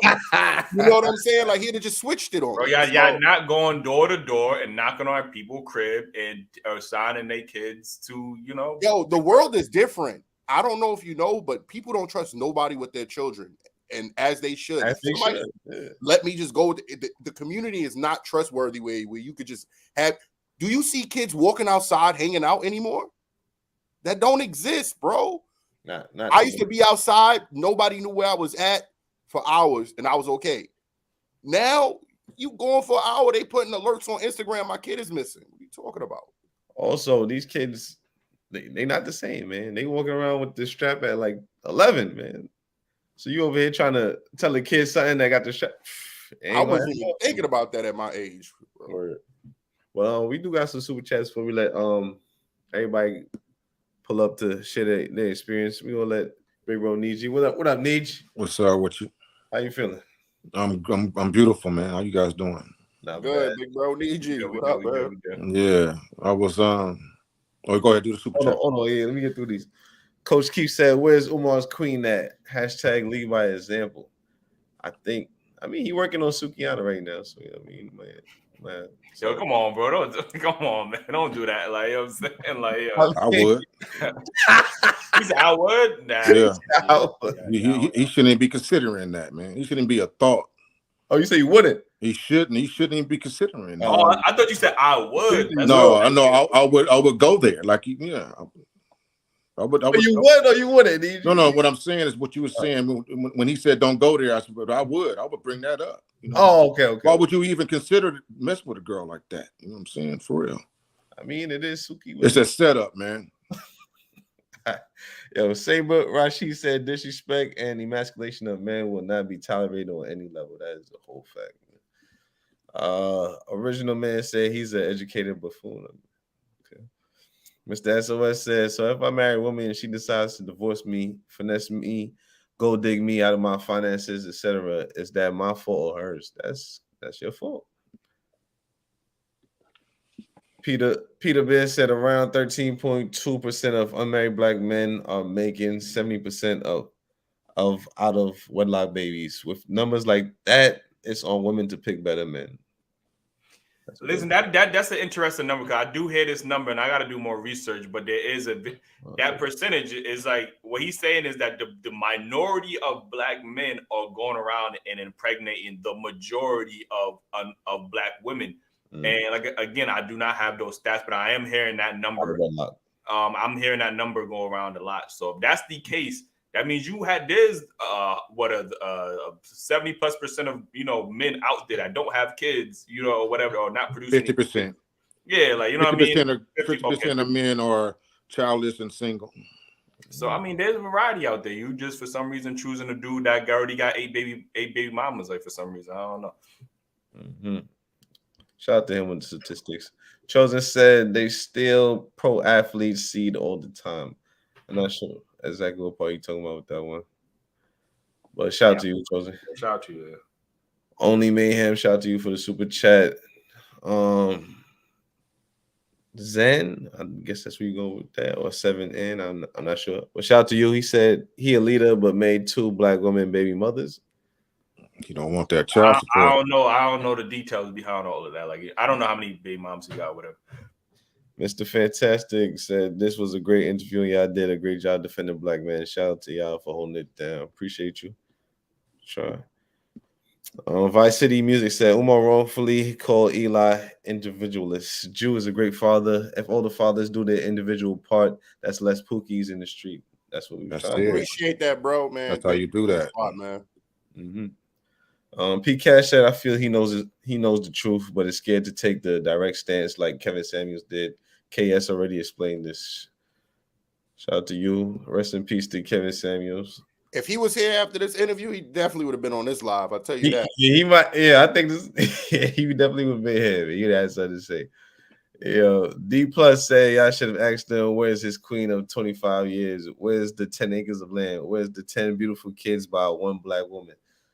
In the heat of the moment, we just wanted to let him talk, man. But it's definitely we had a lot of questions we didn't get to. We had a ton of questions we didn't even get to. That I'm still upset to this day. Like, damn, like, we're gonna have to get another interview in for sure. Like we did that interview was what, like 2 plus hours? Yeah, 2.5 hours, and we only got through maybe 5 questions or something out of 25 questions. So, we might need a whole day, man, to get through all these questions. I ain't gonna lie. Shout out to Michaela Gibbs, new member alert. Yo, appreciate that.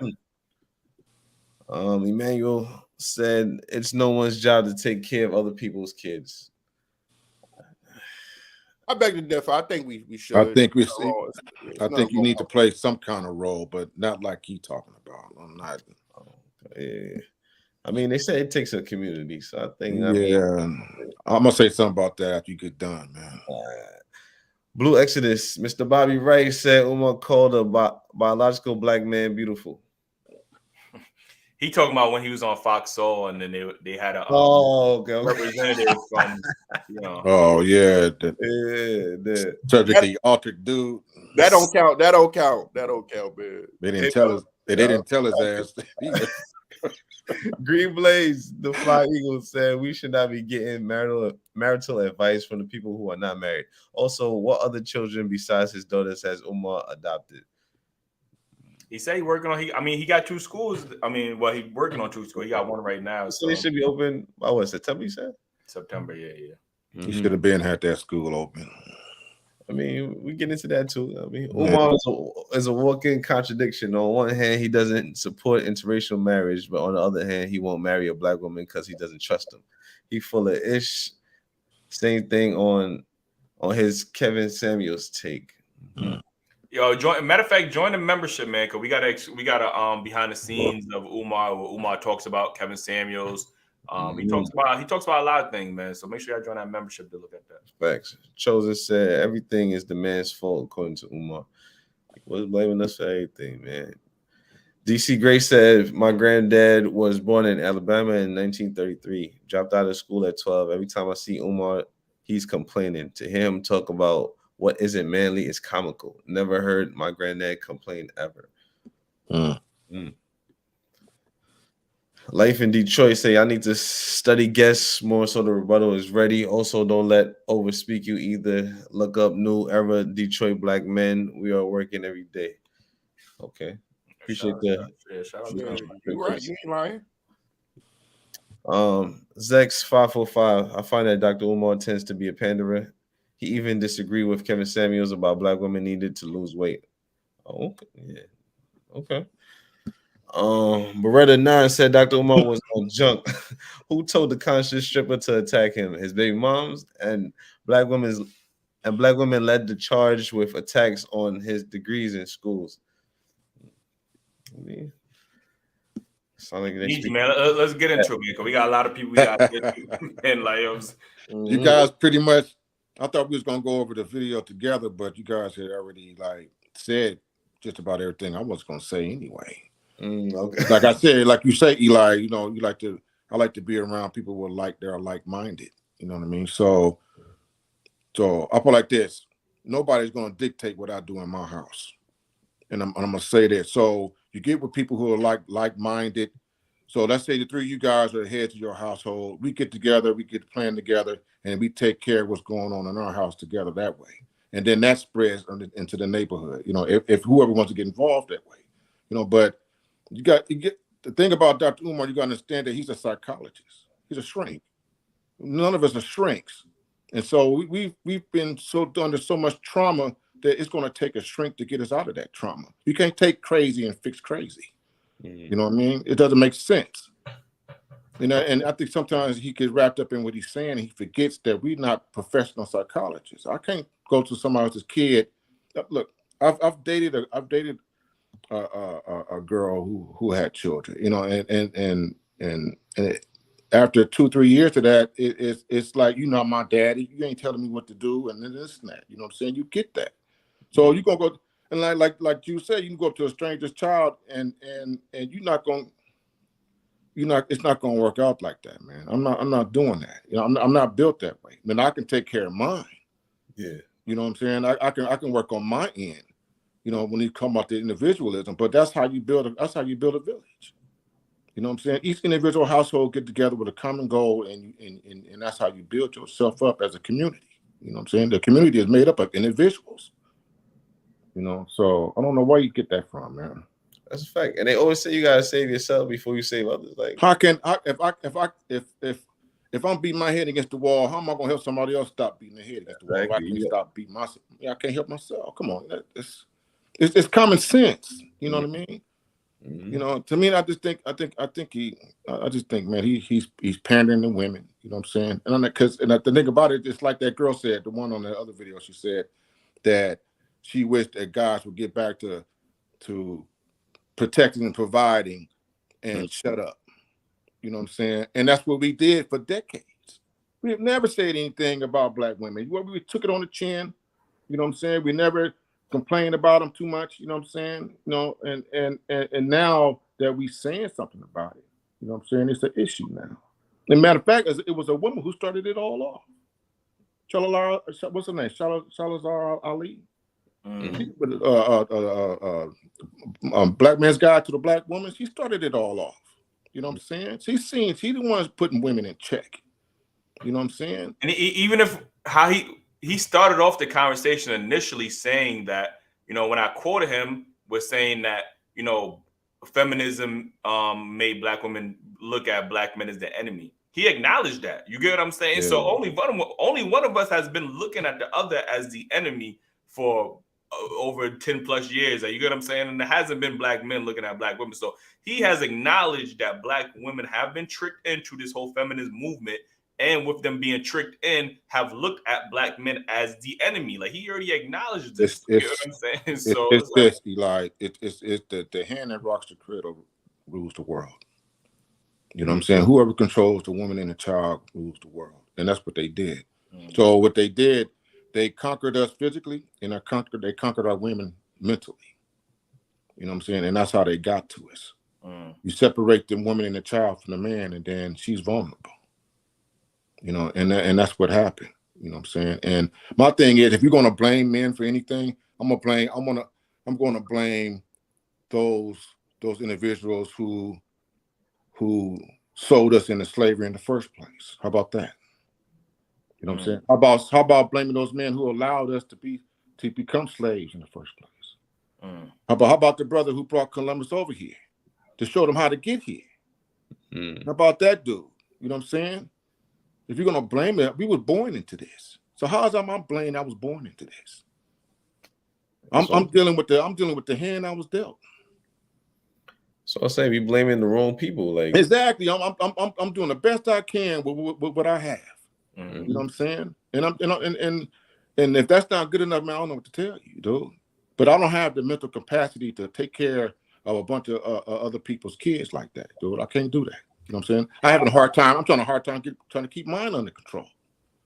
Like I said, I think that there obviously is parts that, you know, even when I'm watching back, I do fully agree with him. You know, I agree with a lot of things he says, but there's a lot of things I don't agree with. That's fair, and that's okay, man. I think that's at the end of the day, everybody's allowed to agree and disagree. Like, you know, it doesn't mean we this, that, and the third. Like I said, not every Black man wants to be a leader. Some Black men just want peace, respect, you know what I mean, and live a comfortable life. You know, not everybody is an extremist on that end, just like not every woman wants to be led. Like, that's just the reality of everything. So, you know what I mean? It's just, you know, how things should be, man. We're not trying to put a specific blame. It's a collective effort. We all play a part in the destruction of the Black family equally. We all do. Nobody's special. We all have a log in this fire. And then not only our ancestors, but we are continuing to add log to that wood to that fire. You know what I'm saying? Come to this day, you know what I'm saying? You got guys that they don't want to have nothing where it's just a Black Wall Street anymore. They don't want it. They like being under the rule of the government and all that stuff. You know what I'm saying? And so we are our own worst enemy. We fight with each other. Say it again, Drew. Let alone we also look at what Black men are not doing for, like, Black fathers are not doing for young Black boys, but we never question on how we are raising our girls. You know, from the mothers raising the girls and from the father raising the girls, they only teach them to be independent and not to rely on another a man at all. And like Eli would always say, you know, we need to teach each other to be interdependent as well. So if that's not being taught to the young ladies, of course they're going to grow up with this hatred amongst a lot of men. Well, traditionally, the woman is the teacher of culture. She's the child's first teacher. So if she's not on her post, or she's teaching somebody else's culture, so what kind of results you going to get from that? Yo, I see a lot of people in the in the back. Let's bring in somebody else real quick. Yeah. Growth Talk with Kofa. What's good, brody? What's going on, bro? Can y'all hear me? Yes, indeed. Hey man, appreciate y'all having me on, man. I ain't gonna Hey, what mic you got, man? That mug is clear as day, man. man, no lie, no cap. I got this little webcam from the pawn shop for like $23. Oh, okay. That's what I was asking. That sounds clean. It sounds clean, man. I gotta get that. Like, you know what I mean? Man, this thing came from the pawn shop. I got the Shure mic upstairs, but yeah. What's your thoughts on the whole interview? Man, I literally just finished cooking on this like right before y'all went on. I reacted to it. I did tag y'all. So appreciate that. I did tag y'all in the title. Appreciate the work y'all guys have been putting in, man. Y'all blew up. I'm proud of you guys. I think I got a couple of years on you, so I'm proud of you. Appreciate for putting in the work, man. But yeah, the thoughts on this, man. Some of the things I said tonight on my live is hold on real quick. Yo, need you. We gonna take you off real quick because we want other people to join in, and it's full in the back right now. So we appreciate you as always, man. All right, appreciate your words, Niji. Yeah, I'll talk to you later. Mm-hmm. All right, you gonna talk, bro? Yeah, you can go ahead. My fault. Yeah, all good. So the things y'all were saying to Umar were true, and I'm telling you this again. What are y'all ages, real quick? I'm 32. 33. 33. All right, so y'all. I got 10 years on you. I'm 41. So y'all on the right path, bro. The pushback y'all gave Umar was real. It was warranted. It was true. So it's not like he has he doesn't have a monopoly on consciousness in the black family. You already touched on it. He got 2 girls, 2 baby mamas, I think. Where's his wife? We keep talking about all the stuff that black women have had to deal with over the last decade, and we totally leave out the black men were around during that same time. So it's not like brothers just opted out and was like, you know what, you raise the kids. It is systemic, but my take on it is, imagine a house fire, big old house fire. The house is the community. It's a big old house fire. Everybody runs out. It's a line of men forming a line to go down to the lake to pass the bucket of water. So it's a bunch of us solid brothers trying to put out this fire. Unbeknownst to us, on the other side of the house is the Pookies and the Ray Rays throwing gas on the fire. They keeping it burning. How can you build a community with a handful of men doing the work, or really the bulk of the men doing the work, but every time you build something, somebody comes behind you and burns it down? And the women, like y'all said, are choosing these guys, right? So it comes down to choice. And my personal take, nobody hold Dailyrapupcrew accountable, but this is just a Kofa-ism. A lot of the stuff going on in our community can be laid squarely at the feet of our women simply by who they choose to have sex with, because they're sleeping with dudes that don't want to be fathers. They don't want to build a community. I work with a program here. I've been working with them 5-6 years here in Atlanta, Next Level Boys Academy. So it really pissed me off when Umar was like, "We're not doing nothing but talking ish." It's black men out here doing the work. Nobody cares. Yeah, nobody looks at the brothers that are building, and we always leave out that element. We always focus on the Pookies and the Ray Rays, so to speak. The women are choosing them. Then it's a handful of people that's going to give them a pass, because nobody's going to check those guys. Because I think Ace, you said they run around with the strap at 11. So who's really going to check them? And then those brothers that had tried to pull a boy off the corner, he ended up with a bullet in him. And nobody says anything. He doesn't get the visual. He doesn't get put on a t-shirt. There's no big uproar. But let somebody smoke somebody and it's free my end. It's constant, bro. And it was so many layers and levels to this that I don't think you guys intentionally missed, but I think you were just caught up, like him actually being there and having a conversation. And Umar's Umar. Of course, he's going to drop all the wokeness and get real loud and cut you off, because Eli was like, especially Eli, he was banging them with the questions or trying to, and Umar kept cutting them off. And I know y'all wanted to let your guests rock and all that, but there's so many levels to this, bro. Black men have continuously got the blame for stuff that we did not create. How are we going to hold an entire system accountable? That was my other point. How are you going to hold an entire system accountable? It's almost impossible. So we got to start looking at the dynamics. I'm going to drop this and then I'm going to drop off. When he keeps talking about individualism, that's the common denominator for a strong community. 2 strong individuals get together, they have kids, that's a strong family. You add 2 or 3 families, now you got a clan. You add 2 or 3 clans, now you got a community. You add 2 or 3 communities, now you got a state. You add 2 or 3 states, now you got a nation. But what's the common denominator? That individual.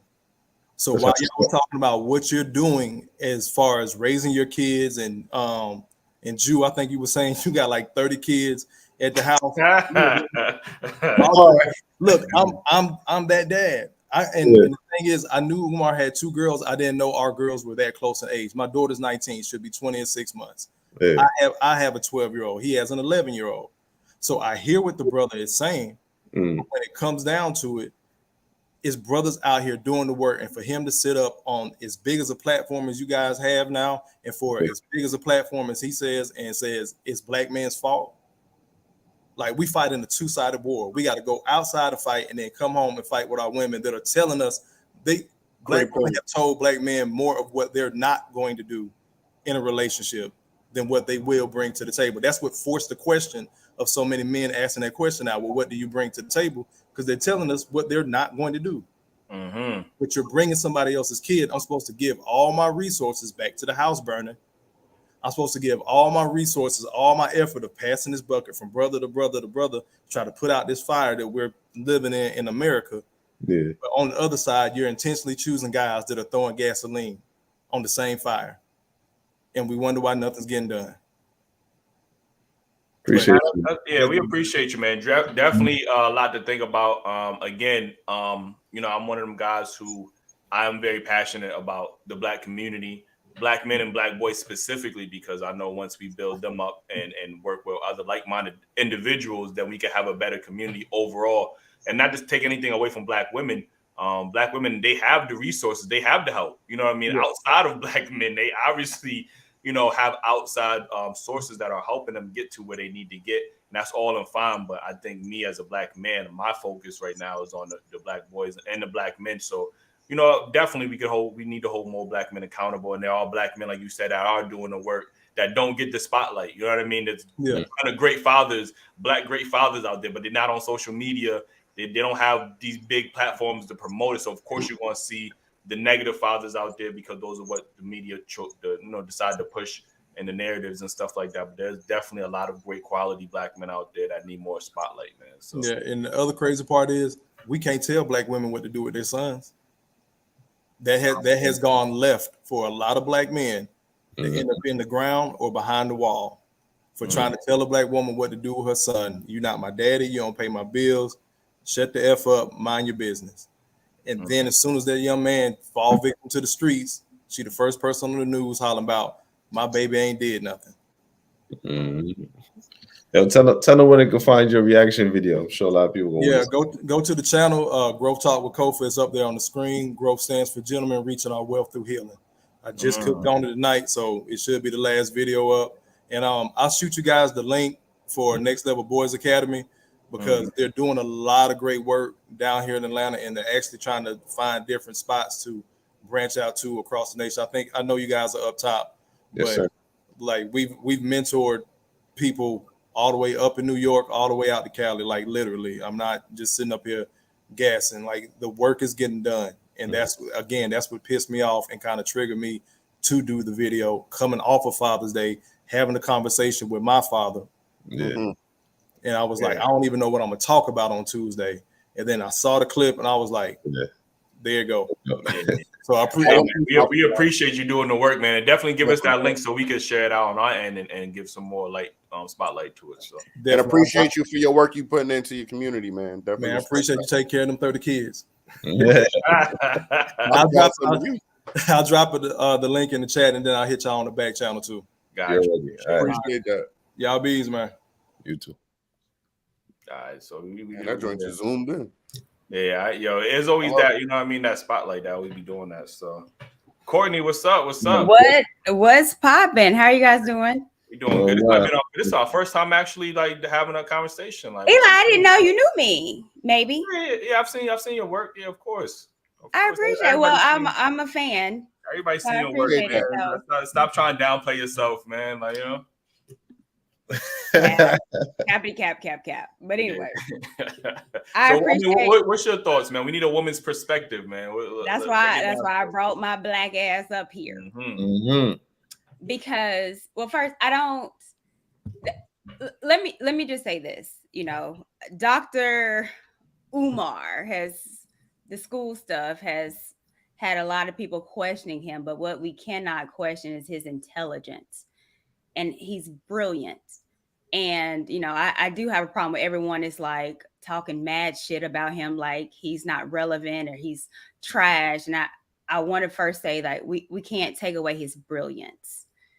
So I want to make that very, very clear. He's a brilliant man. He's very, very smart, and he can break down a whole lot of shit that it clicks. And he's always kind of clicked for me. When I watched you guys interview, man, I was like, this shit is good. And I was getting mad. I was getting mad because I don't think that you guys, maybe it didn't click for you, or I don't know, but it seems like I was getting something that maybe a whole lot of people did not understand or get.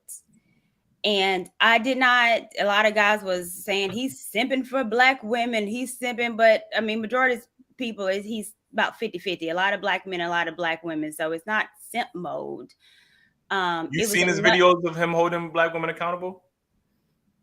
I've seen him check some black women. Okay. I'm not saying it don't exist. I've I've seen it now. It ain't a lot. Okay. I ain't gonna lie. It ain't a lot. Because he might be a little weak for the chocolate. However, you know, I think his message has always been consistent, and consistency over decades is something for me, especially in this space, you know, I can respect. I just didn't necessarily understand what you guys were disagreeing with him about. And let me preference where I think our community, Black relationships, and what we talk about in this space is a lot of bullshit. Because no one wants to dive into the whys. And I'm really trying to find where men and women are talking about the whys. We can say, oh, black women, y'all are masculine. Black men, y'all want to go to a white woman. We can say, but why? But do you think the why matters? Absolutely. You can't fix shit unless you know why. All right, but I can't tell you if I'm having some issues. I can't say I'm gonna fix it because you my man, I'm gonna fix it. No, I got to get to the root. I got to get to the trauma. Okay. I have to understand the whys. And I think with Dr. Umar, he was trying to go into the whys, and we didn't explore that more. When he talked about why are black women masculine, we didn't explore that. It was you, Eli. Well, why I gotta be with a masculine woman, baby? You don't. It seems you don't, baby. Initially, I think what started the conversation was that he said that he tells black women when they dealing with continental Africans that they can't behave in that manner. And I think, and we're like, to treat American men. What he said, yeah, you can't talk to them how you talk to American black men. And so initially, what provoked me was like, well, damn, why do we have to tolerate that when you're capable of telling them that they need to change their behavior when dealing with other men? And that is that's normally the rhetoric that I'm starting to hear as a black man person. I get where you're coming from. It's almost like we have to tolerate almost poor behavior, bad decision making. But when they go date an African man or a white man or a Hispanic man, you automatically know that they're not going to tolerate that. So I can't behave this way. I can't talk to you this way. I know better. But with black men, it's like, okay, well, you guys have to tolerate this because of X, Y, and Z. And that's why I think I was a little frustrated. I get where you're coming from. Well, why? And even when you talk about the root, we're getting blamed for the problem, and we're not the root of the problem. Individually, I guess you could say that. Yeah, right. Okay. So you, AC the GOAT, are not individually the problem. Right. But again, it is the why. Why, and we got to go back. Why are black women masculine? Why are we? You know what's the issue with that? We can ask them and they say because I am. Women don't know why they're masculine. They just they believe that we should just accept them for how they are. And when we do, if you watch our show, and we question women on this all the time in different ways, in different when we be like, oh, what you want in a man? I don't know. Why are you masculine? I don't know. Who hurt you? I don't know. But they feed off of what the next woman issue is. Well, I don't like men because they sassy. Let's use that example. Okay. Why are they sassy? Oh, they want flowers from men. The men want flowers. They're just every woman tends to follow what the last woman said and don't know why they're mad at men. They just mad because the other woman is mad. And that ain't gonna heal a situation. You can't be living off somebody else's trauma. You got to tell us how we gonna help you if you don't know what's wrong with you. I think besides the women that we get on these platforms that's uninformed, that don't know how to be with a man, don't know how to treat a man, we already know that. But I think that you guys are leaders. You have a platform, you're talking to thousands, you've gone viral multiple times. You are leaders. So for us, y'all, I ain't on that. But y'all, it's the why. To hell with them women because they don't know why. Mm-hmm. But if we have a platform and we can dive into the why, and I think with Dr. Umar, he was trying to dive into the whys. Mm-hmm. And so when you talk to these women, you can see the trauma. You can see why they act a fucking fool. You can see, oh, I understand that. But it's the whys. Mm-hmm. So could you Black women didn't just start off being just masculine for no reason. Mm-hmm. Mm-hmm. And I think with that interview, which you guys did with Dr. Umar, he was specifically saying Black women had to be masculine because our men wasn't there. Mm-hmm. You guys went to Vietnam. Our Black men died in Vietnam. And when they came back to us, got strung up on drugs and left the home. It wasn't that we just, let me just get on public assistance. We didn't have nobody there. Mm. Speaking as a woman that was raised an 80s baby and a father that was on drugs as well too as 80s. And so my mom had to take care of 3 kids because my daddy was on drugs. That was a lot of our lives. So masculinity and Black women just didn't just all of a sudden appear and we just said, hey, I don't want the Black man. I want to get on government assistance. Mm-hmm. That didn't happen. The why was because systematically they took you out the home. Systematically they brought drugs into our community and you guys got on it. That's a truth. Mm-hmm. The women, right? So we had to take care of home, but we couldn't because we can't take care of home because we ain't got no man. So therefore the government tried to help us and their feminism came into, well, you able to do it by yourself. You've been doing it because he was gone and he was on drugs. So we gonna help you out. Okay. And we took the bait, but the bait wasn't because we didn't want you or we didn't need you. We did not have you. Mm. And so now we're in a situation where Black men are doing amazing. And back then it was more Black men in jail than in college. Now it's completely different. And now that you guys are not, however, how are Black women are not trusting of Black men because we wasn't taught to trust. We've been taught to survive. We've been taught not to need a man because our parents didn't have it. Mm-hmm. Mm-hmm. If we are not going to give grace to Black women,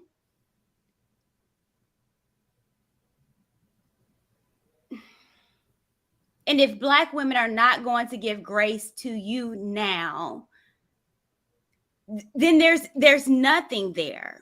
But do you understand the frustration? Because what you're saying, I don't disagree with. But do you understand the frustration when Black women are capable of turning off that masculinity when they're dealing with other ethnic groups of men?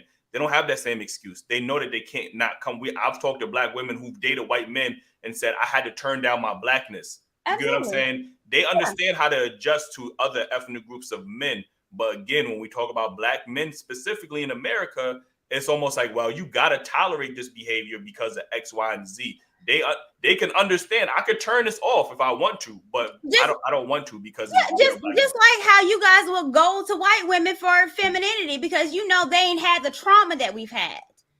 I haven't had with black women and black men. There is a distrust because we've taught to be distrustful of black men because you wasn't there and our mamas had to raise us by ourselves. So that is a fact. So you think black men are distrustful of black women?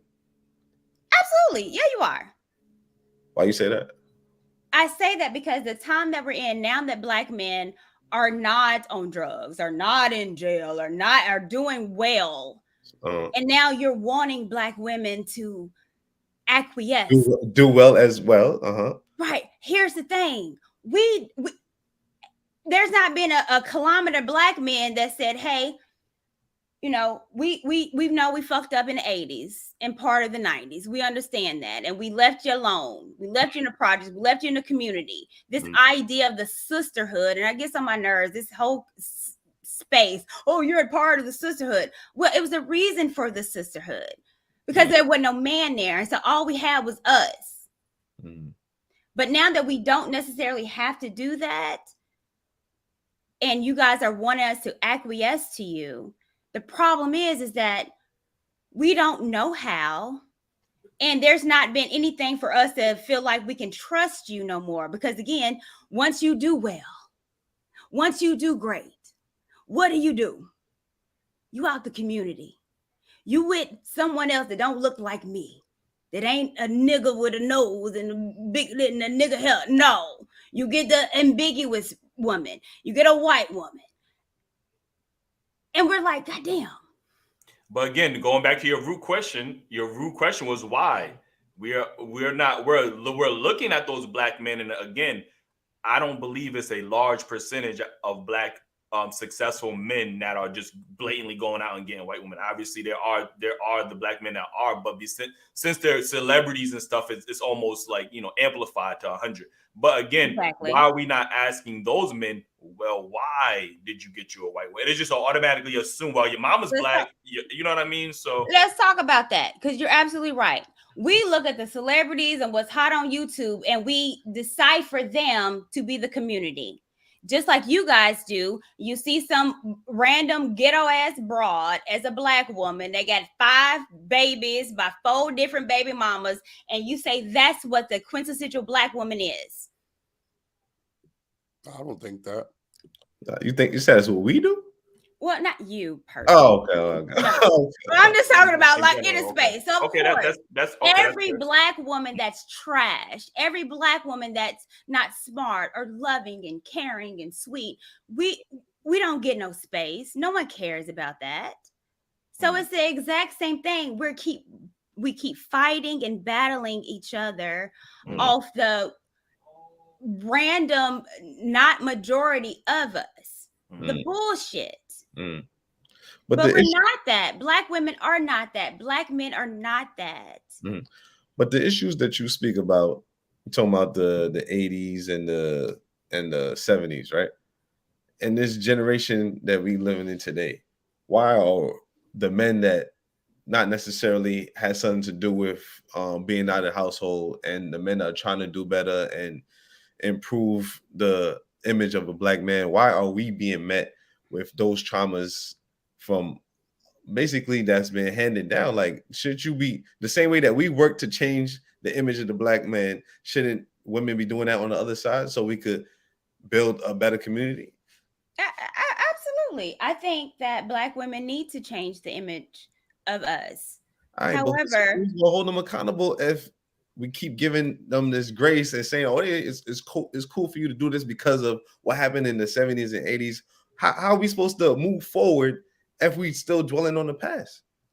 I'm not saying that you need to deal with it personally with any woman that is disrespectful, that's out of pocket. I'm not saying that. Right. But I am community based. You know, Dr. Umar says that he's a Pan-Africanist. I say that I am too, because I think power in our blackness and who we are globally would change the fucking world. If we were proud of us and we loved us fully, we could take over everything. Our intelligence, our smart, we're beautiful. We could. I agree. So I'm not telling you to take any bullshit from a woman, but what I'm saying is that the community still needs you. I'm not, when we talk about community, and a lot of men are like, I ain't gonna be no stepdaddy. Anybody asking to be no damn stepdaddy? But we need you in the community. Because here's the thing, women are community based. We are. Women are not individually based. And when we look at our men as leaders, we want you to lead the community.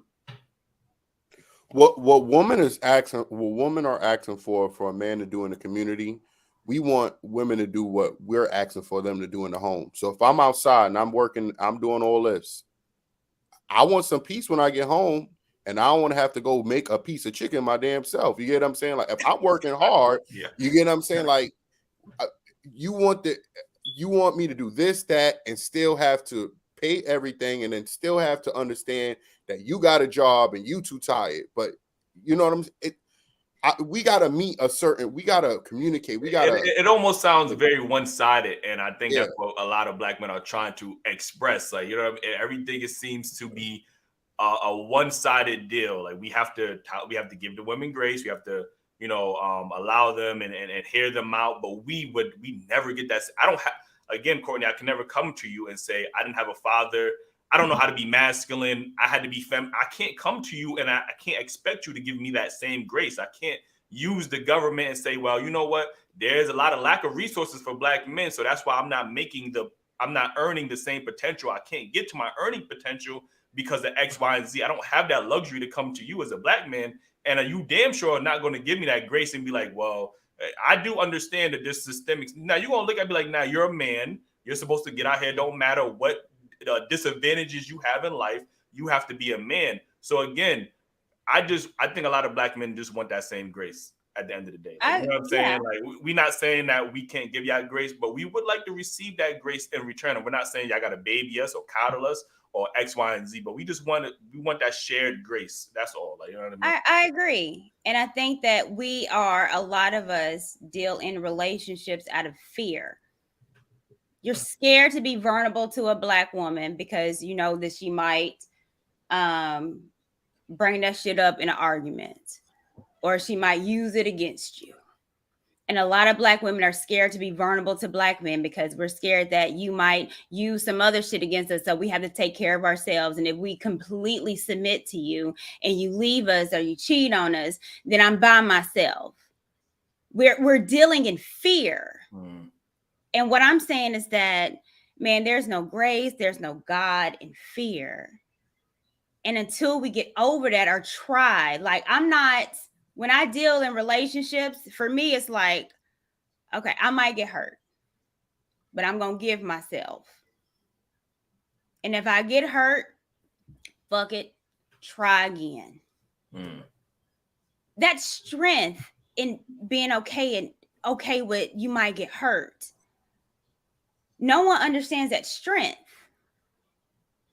We have our guards up when it comes to us. And for me, I'm just like, I'm so tired of this gender war. I am so tired of battling. I don't want to battle. When I look at you, Eli, when I see me, you have my nose, you have my lips, you have my skin. I see me in you. And until we see each other then it ain't shit gonna happen. That's fair. Like I said, this gender war it's bullshit. And I love Dr. Umar because he was like the CIA and stuff. And I think it went over a lot of people's heads. But if you don't think that white supremacy, race, we don't need none, Ku Klux Klan, none in our community. We doing it ourselves. We are hating ourselves. F the community. We don't need the community. We are the Klan. We are them. We're white supremacists in blackface. Yeah, I mean, I agree, man. Courtney, man, we definitely appreciate you, man. We got to get to the other folks, man, because everybody want We're gonna have to do a whole. We're gonna have to do a show. Surprisingly, I don't know how this has been our first conversation, but we got to have some more conversations in the future. We're definitely keep in touch for sure. We gotta do a whole nother life. Bye, guys. See you later. Wait, Courtney from New York? I meant to ask her that on the phone. Nah, no, you ain't hear her accent. Like, she definitely not from New York. She said what's popping, so I was like, oh, word. Oh yeah, I mean, yeah. Listen, man, we got a ton of people backstage. I think we just gonna start bringing multiple people on because we get that one by one, bro. We gonna be here for a minute. Not saying we don't want to talk to y'all. We definitely want to talk to y'all, but we do gotta go. We gotta go to work. You know what I mean, we still regular people out there. So let me try to bring in some. Sheesh. Yeah. We got Dr. Omar. Dr. Omar. I thought Omar. I thought that was Umar, like my brother. He joined the live stream. Like, I might have to text him to send him the link. Like, yo, Umar, pull up, man. Like, fellas, man, we appreciate y'all for calling in. I know y'all been waiting patiently. I was trying to do the one by one thing. That was taking a little bit too long. Obviously, everybody got a lot to say. So real quick, I just want to ask y'all, what was your thoughts on the overall conversation? We could start here with Mr. Fantastic. What was your thoughts? Hey, what up, bro? Shout out to you guys, man. Appreciate you for bringing me up. You guys did a great job, bro. Great interview, and especially the pushback aspect of it. Eli, you answered the question perfectly, and of course, he had to cut you off. You made a valid point. The answer to solving the problem is starting new, right? Or getting the right woman and starting from there. Far too long for all the time, the quote unquote good black men, the lame black men, the 9-to-5 black men are told to go back and rescue the people that made the wrong choices. No, if you don't choose that man has no responsibility to you and or your children. What's got even crazier, and I don't know if you guys showed this clip. This man said, if you have your own kids, take your kids and her kids and go, you know what I mean, raise them kids as if they're yours. No. One of the benefits of a black man's time, his hard work, his accomplishments, is you getting his protection and his provision. Okay, what Dr. Umar is telling black men to do, the black men that did the right thing, is give these women a cheat code and enable them to keep making the wrong decision. Okay, no other culture would dare say that. I gotta address a couple of things that I said before. The why. The why, we know the why, and the why, it becomes a point where the why is irrelevant. What are we going to do now? You can't just, as a man, right? Like you guys I heard you bring this up several times. As a man, no one cares why you're not being successful. No one cares why you broke. No one cares why you're feminine. That's irrelevant. And as leaders and as men, you have that understanding and you move forward from there. Forget the why. This is the standard. This is what we're setting. This is how we're going to move. Shout out to you guys again, because it's very, very important to understand that we are not our uncles, our dads, our granddads, black men are, and this is why it's a gender war exists. It hasn't been a war because black men have just shut up and took it. It's cheaper to keep her. You take care of them kids. You stick by that woman. You do all this stuff. We're tired of that rhetoric, bro. The black man is no longer be the toilet for the world. You know what I'm saying? But especially the women that are attached to us. And like you said, it was a great triggering point when he said, well, she got to act different for the Africans. Well, damn, whoa. Ubuntu can get the respect, but I can't? What are we talking about over here? What are we doing? You know what I'm saying? So no, man, you guys, and I'm glad to see, you know what I'm saying, you young fellas, you know what I'm saying, you know, grown men, but, you know what I'm saying, you guys in your early 30s, and it's literally showing the change of the mind of the culture and the brainwashing slowly drifting away. You guys are really, you know, at the forefront of doing work, brother.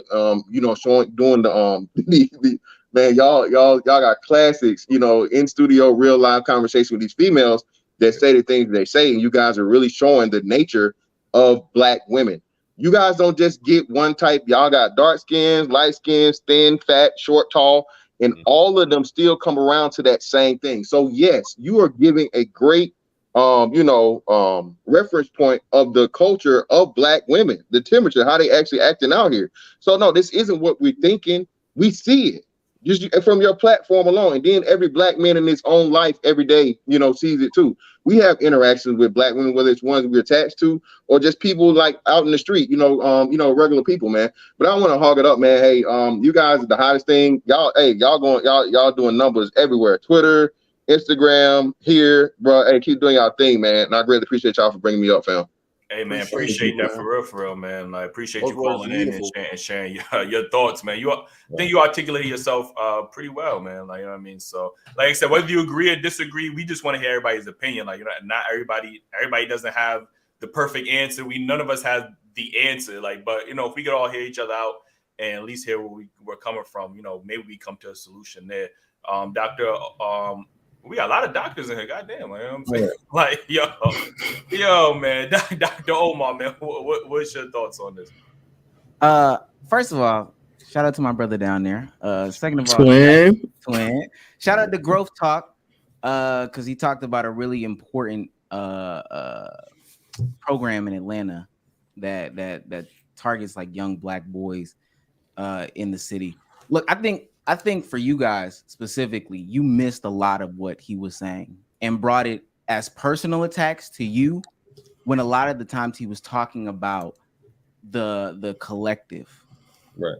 I think that was the main thing that I got out of it. Now, some things he said, of course. Ju, you good? You sleep? Oh, you good? Okay. I just wanted to make sure.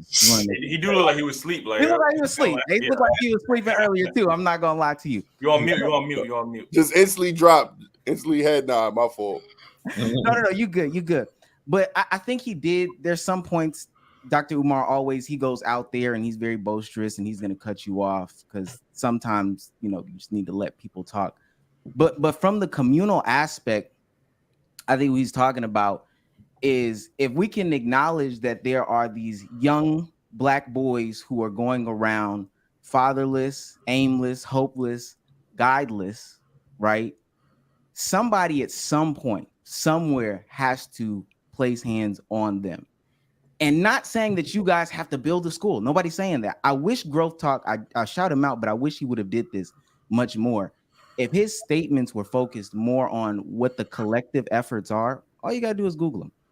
I think some of the biggest people in my life specifically were the people from random mentorships programs, 100 Black Men, Big Brother, Big Sister, Corporation of America.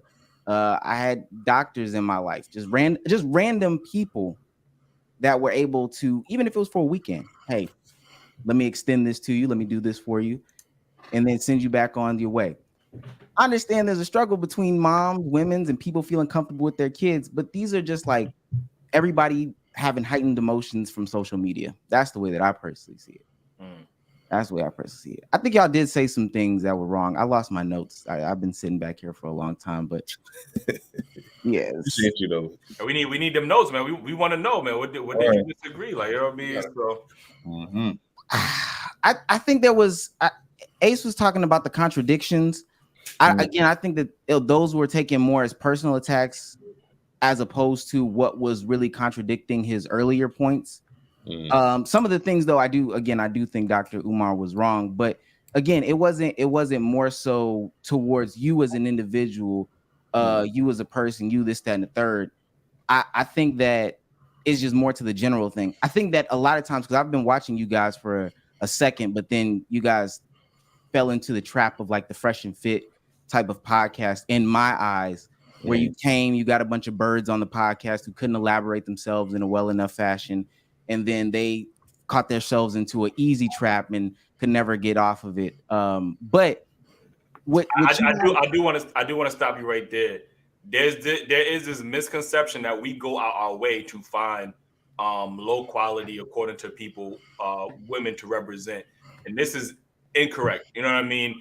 We have open door policy with anybody. Like, you get what I'm saying? We don't know what these women are going to say when, you know what I mean? So it's unfortunate that people feel like we have to go and interview like quality candidates to bring on our show. Like, we just have an open platform. Anybody could pull up, you know what I mean? And if you feel like we got to vet people out because you feel like they're a poor representation of maybe Black women, then I think that says more about the quality of Black women in the everyday regular life than it does about us vetting the quality black women or if they educate, like, you know what I mean? We don't. Isn't that kind of what Umar was saying though? You shouldn't have to weed out the Pookies and Ray Rays. It should be no Pookies and Ray Rays. Wasn't that what he was saying like that? Yeah, but he was, but again, and we talking about black women. Obviously, black women and black mothers and black aunties have problems in their own thing. But if we're having a man-to-man conversation, it sounds weird to then just start pointing the finger back at women. You sound like a woman when you do that. No disrespect, but you sound very womanly when you start pointing the finger, because that's what women do to us, right? Well, men. No, I was making a point of. I'm not saying fresh and fit. Like, you know what I'm saying? And I want to get to that. I want to get to that point, right? I think the average everyday woman is a bird. I run a podcast too. I don't bet everybody. Right. But what I'm saying is, and y'all done it before, y'all have gotten professional people who can articulate themselves well enough and who actually have good talking points. It was, I can't remember her name, but she did it. It was a solo. It was y'all three and this one woman. She had like black hair and I think she had glasses on, but she was a sexpert. That's exactly what it was. She did a great job of articulating herself. The Haitian woman who was dressed like a black woman who was saying all this, she was a terrible representation. He's a terrible representation. It's not y'all's fault. People are terrible representations.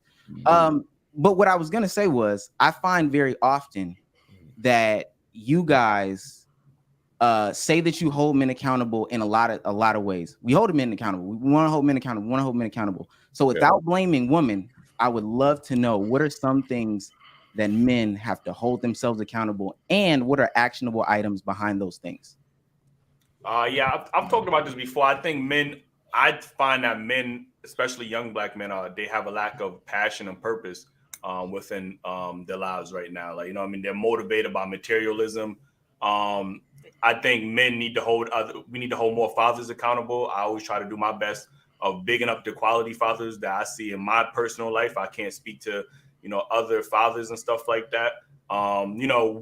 We've talked about Pookies and Ray Rays a ton. We've talked about why women glorify these Pookies and Ray Rays. We talked about drug dealers, how they are a detriment. These drug dealers, scammers, those quality of black men are a detriment to our community specifically. I think I also got one that I always say all the time, that men need to be more selective on who they impregnate. Like, I say this all the time. If we choose who we have a child with, a lot of things would be more different. We wouldn't have to fight for our children. We would have a committed family to already build with. We say this all the time. And the elephant, my fault. The elephant in the room, I think, is the violence against each other in the community. Brothers need to start looking at each other as brothers. You know what I mean? Because they don't go to other communities with these same kind of violence. You know what I mean? It's like kind of like code switching. Like, you could go to another community and behave yourself, not shoot nobody, but then you come back in, there's a problem as soon as somebody. Everybody out play, yeah. You know what I mean? So I think that's a big one in our community, especially. Like, and we also speak on how men need to embrace, parts of their emotional side, like be willing to speak or ask for help. But a lot of those videos don't get no views, don't get no likes. You get what I'm saying? So you'll blow right past that. We got a video where I just even expressed how I had a touch starvation where I didn't understand that I just needed somebody to hug me or tell me that I was doing good in my life, and that shit just. That nobody cares. You get what I'm saying? Y'all had a great video where y'all talked to dude about mental health. I feel like those videos are great. Understandably so. I know what goes viral. It does go viral when you talk to these shenanigans. It does go viral when you compare the black community to other communities as if the black community is the only community that goes through these things. But y'all talked about some of these things, and that's why it escapes me how Umar's points went over y'all's heads. Y'all talk about some of the things in this accountability segment, and great job. That are holding other people accountable, creating community based off a commonality of like values and stuff like that. Some might say it's religion, some might say it's class, some might say it's a bunch of different things. But ultimately, you talk about those things. But in the same breath, people like Eli, man, I should just be worried about myself, man. If me and my kids is good, if what I got going on, if I don't select the shenanigans, then I'll be good. What I'm saying is I'm focused on like-minded individuals, just like Umar is focused on like-minded Pan-African individuals. You know what I mean? He's not worried about the people that's not Pan-African. He only worried about the people that's Pan-African. So what I'm saying is I am focused on like-minded individuals that have done the work within themselves that I can build with, and other like-minded people can build with, without having to worry about, taking on the burden of someone else's trauma. That's what I was speaking of. And originally, the whole concept of the conversation was that he said verbatim, I tell Black women when they go deal with continental Africans that they can't talk to them in the same manner that they talk to Black American men. That is what I think, for me personally, put a trigger in my head is, again, why do we have to tolerate poor decision making and behavior when you know that you're perfectly capable of going to the next man and turning that switch off? But do you? Do you have to tolerate it? It damn near seems like I have to tolerate. When I say I don't have to tolerate, I get people like you that say, "Well, you're responsible for X, Y, and Z." I'm asking you in your personal life. I'm asking you in your personal life. Do you have to tolerate it? I don't know. I don't tolerate it no more. No, absolutely not. So I'm getting pushback when I say I shouldn't have to tolerate it. You're fine there from that perspective. I again, there's some things that I disagree with him. Jew, I'm assuming you don't tolerate it either. Family man, happy, all that stuff. I'm assuming Ace doesn't do it either. So you don't tolerate it? No, my girlfriend in the other room. We're good. She's Black, beautiful, natural, all those things. Let me also say this: Umar is actually married to 2 women. I want that narrative to stop in the chat. Not defending Umar. Got to stop that as a corny ass narrative. Yeah, 2 women. Can I share a screen? He is. He's married with 2 wives. I mentioned that. I didn't know they were married, but he said if he were married, it would have to be to 2 Black women. That's what he said. Yeah, he had I remember saying if he were married. If that's what he said. He said if I were married, that would be to 2 Black women. His proposal and his ceremony is recorded on his Instagram page for people that want to continue to see. I know somebody will say, oh, we can't believe that it's for show. Yeah, understandably so. I get that, I guess. But ultimately, I got his number. I'm about to text him after this show. Yo, you married? I'm saying, he's gonna be in bed with his 2 wives, and he's gonna. But ultimately, and I'll end it here because ultimately, I think that you guys preach community, which is great. I think community and actual teaching extends outside of the podcast setting. I know how they're run. Like I said, I do them. It's meant to create titles, clicks. You get paid from this. And it's cool to get paid from this. I'm not gonna lie. But programs like Growth was talking about, getting from behind the computer screen, actually going out there, because some of them kids are getting dropped off. Some of the ones with the strap, if it's 8 of them, it's at least 2 of them that don't want to be out there. I don't know if y'all ever experienced one of the little hard kids that actually need glasses. He's a nerd in real life, but he's just looking for some guidance. But because his 2 neighbors are thugs, he got to be a thug. So if you get out from behind a computer, go to these programs, just give them a little bit of time. Y'all got clips and stuff. Y'all got shorts and stuff. And I don't want to get too personal. Are any of the clip editors and shorts editors and thumbnail makers, are those young Black boys for y'all? They're not young Black boys, but they are Black. They're Black men. Yeah. They're Black men. Okay, that's cool too. I like that. Mind you, we still working a 9 to 5. We do this. We still not there yet. We don't have the leverage to say, oh, get everybody in the community to come help. We're trying to get to that point, and hopefully when we're successful enough, we could make that reach. You don't make it that big. I'm just asking you for a Saturday. No, but what I'm saying is our goal. Our goal is we're using our voice to then become a staple, then change it. And New York thing is different. There's nothing free over here.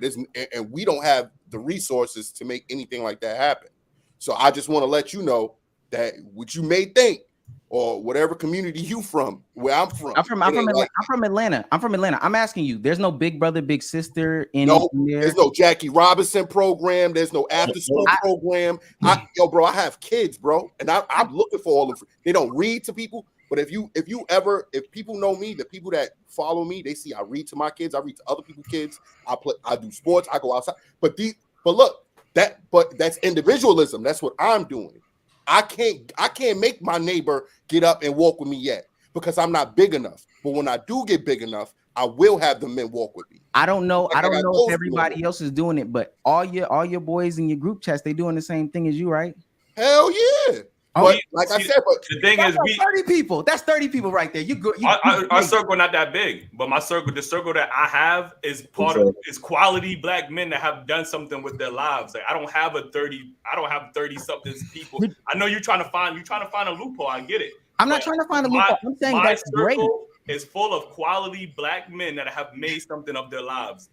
I'm not trying to find a loophole. I'm actually saying that's great. Even if you were able, because I don't think it's this big reach. You don't have to have this big reach. Especially if you physically can't do it. But I know some people that get on these platforms, not y'all's. Again, I'm not talking about y'all's.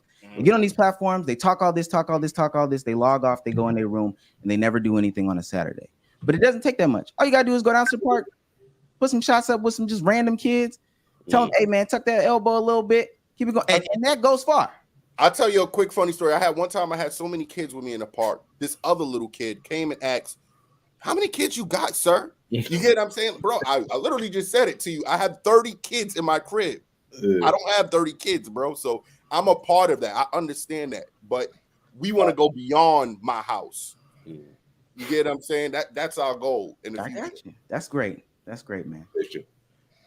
But again, we got to have these conversations. And if we didn't have this platform, we wouldn't have had Umar on the show. He wouldn't have said what he said, and we wouldn't have this live stream. So everything is a cause and effect. You know what I mean? We're able to have this conversation now. You know and now we know we can call you up and be like, "Yo, when you pull up to New York, we gonna go on the court, shoot some shoe." I tell you what we could do, because I got a bunch of young men that follow me too. I'm gonna extend the invite. Let's keep it a buck on YouTube. If you're looking for respectable platforms, 199,000 subscribers. We do streams to 1,100 live. I'm not up here to flex my platform or nothing like that. I want to bring y'all on so y'all can get y'all's talking points off too, so y'all can reach even more black men. I would love to have it out. Okay, that's fair. Like, you know what I'm saying? Like, yeah, we can definitely set that up, man. We ain't, like I said, we ain't ducking no accountability. Again, what I'm saying is, and it could be a fault. I'm not saying it's a perfect mindset. You know what I'm saying? I'm just saying that I choose to deal with individuals that are already healed and work towards building a community that way. I don't believe everybody can be saved. You know, that's just the reality of the nature. Like, everybody can't be saved. Just like, again, Umar is not trying to deal with people who ain't Pan-African. Like, you know, he said that verbatim. Like, you know what I'm saying? If you don't believe what he believes, even if you black, he not really interested in, you know, building that community. He just was on a whole podcast talking to somebody in South Africa, talking to the Africans over there, saying the same thing. Yeah, you could be African, you could be black, but if you do not have that Pan-African mindset, he doesn't want to work with you. It's no different than what I'm saying. Like, you know what I'm saying? Like, to me, you have to come here, you have to do the work, just like I did the work. I'm not responsible for past trauma. You know what I'm saying? Just like I'm not going to no woman and saying, I expect you to be responsible for my past trauma. I addressed it. I'm not perfect, but I addressed it to the best of my ability. I'm not coming in with no, oh, I'm feminine because of X, Y, I'm feminine because my father was in there. I'm feminine because I'm not coming with that. And I don't expect no woman to come with me with that same experience. That's just how I'm thinking. It could be flawed. I'm not saying it's perfect. You know what I mean? So, all right, let's get to Dr. Steele. Appreciate you, Omar. I hit y'all on Instagram. Yeah. No. How y'all doing, fellas? Not bad. How you doing, boss? All right. I was just watching this whole interview, and I heard a lot of double standards. I heard a lot of capping. I heard some disingenuous things from Dr. Umar, and I got so much pushback on all the things he said. I don't know where to begin. Let's start with the beginning. Okay. Now, one of you made a comment about women not choosing the men. You're right. And then Dr. Umar said something about it. I forgot exactly what he said. Why is that an option? Why is that even an option? He said that it shouldn't be no Pookies and Ray Rays out here. That it's our fault that there's Pookies and Ray Rays running around. Right. And then almost at the end of the interview, he talked about he wanted hold men who do not choose women correctly accountable. Make that make sense here. Okay, that's one of the things. Now, the main thing is, yes, both men and women are to blame for our community failing. Just like, for example, these pregnancy rates. Now, yeah, we have a lot of men who will get these women pregnant and then run away. But then again, these women consent to it. They consent to them having sex with them. I can remember during my days where women would give men ultimatums. Either put on the condom or we're not going to do it at all. And evidently we're not doing it anymore for some reason. All right. And then he talked about, well, what are we doing for our community? And I think somebody else, talked about some examples.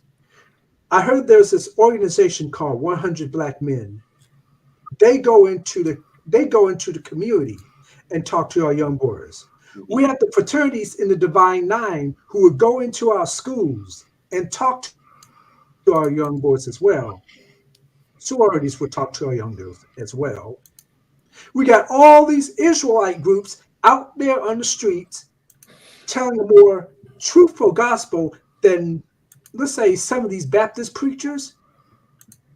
They're not accepting money. They're trying to save our people. Okay, I can name many ways where we as Black men go out into our communities to try to talk to our young boys. Also, let's also not forget, we got people like you guys who are doing your best,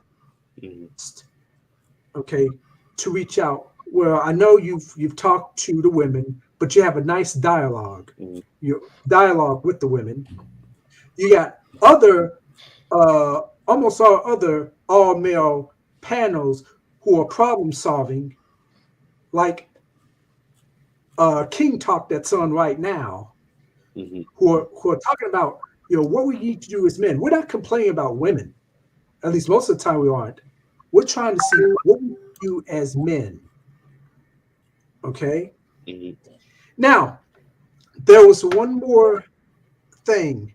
Oh, he talked about this racist system that we're living under. And that is true. We are living under systemic racism. Guess what?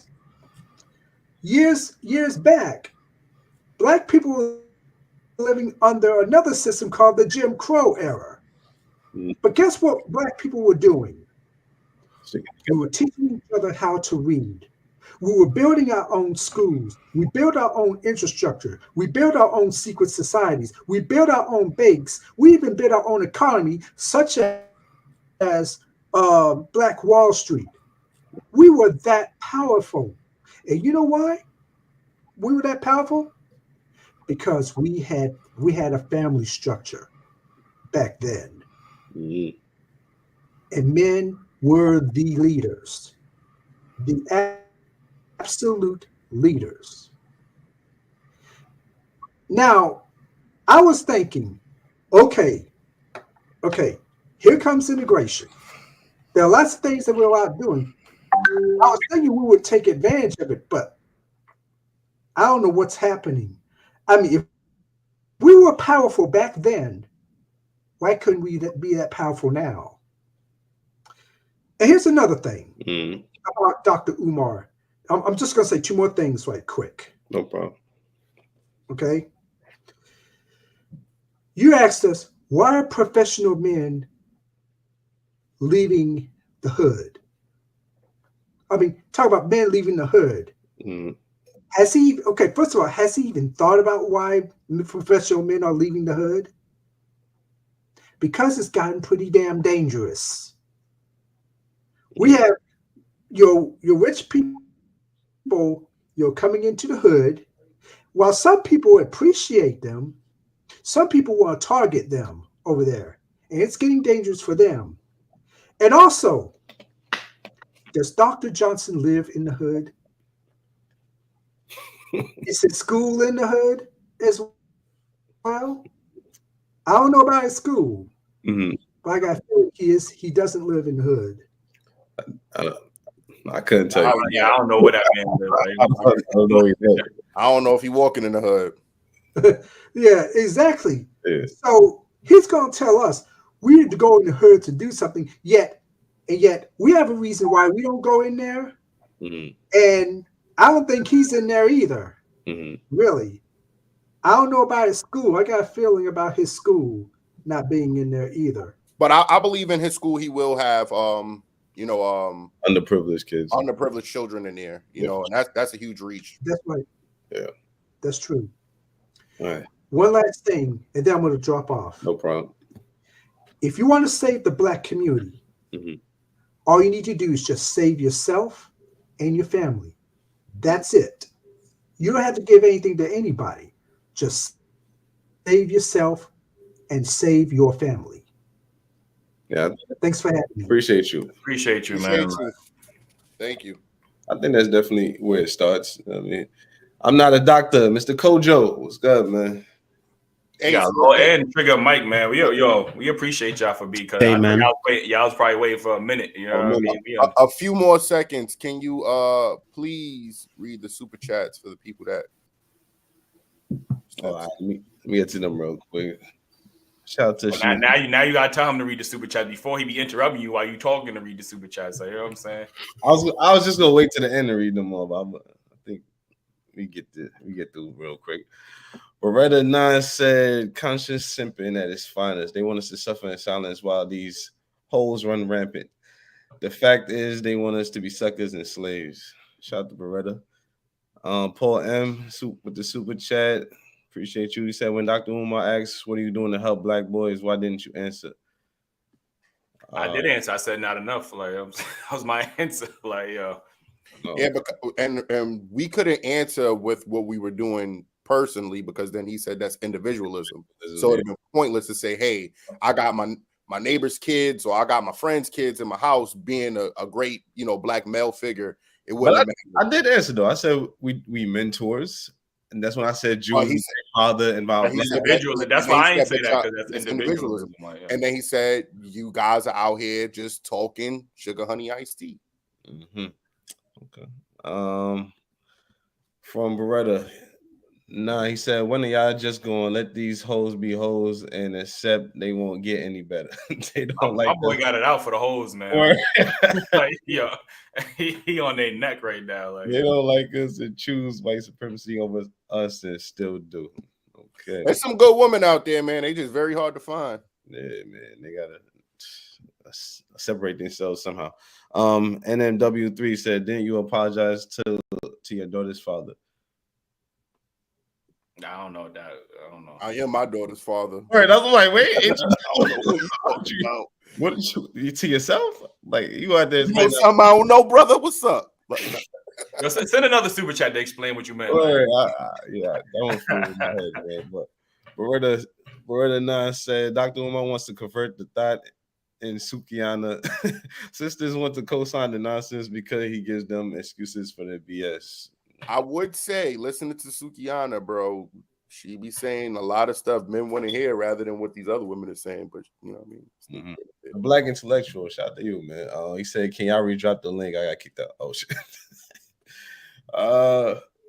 Shout out to Shanika Clayton. New member. Okay, all right. She said her super chat. Now she a member. Appreciate you. Appreciate that. Thanks for joining up. CD said, but if Black women are so cognizant of the why and can reason it out this way. Wait, hold on. And can reason it out this way, then isn't that it? I told you this man got a problem with this level, boy. Like, if Black women are so cognizant of the why and can reason it out this way, then isn't that more reason for them to avoid these traps? Wouldn't that make them less justified in making missteps? Okay, all right. I would have an answer for you, but Ace didn't read that well. But if Black women are more cognizant of why and can reason it out, he's basically saying if they so smart, why can't they avoid these traps? Wouldn't it make them less justified in making mistakes then? And this, real quick, this is why we can't do scripted stuff, because Keem can never get his lines right. Like, you know what I'm saying?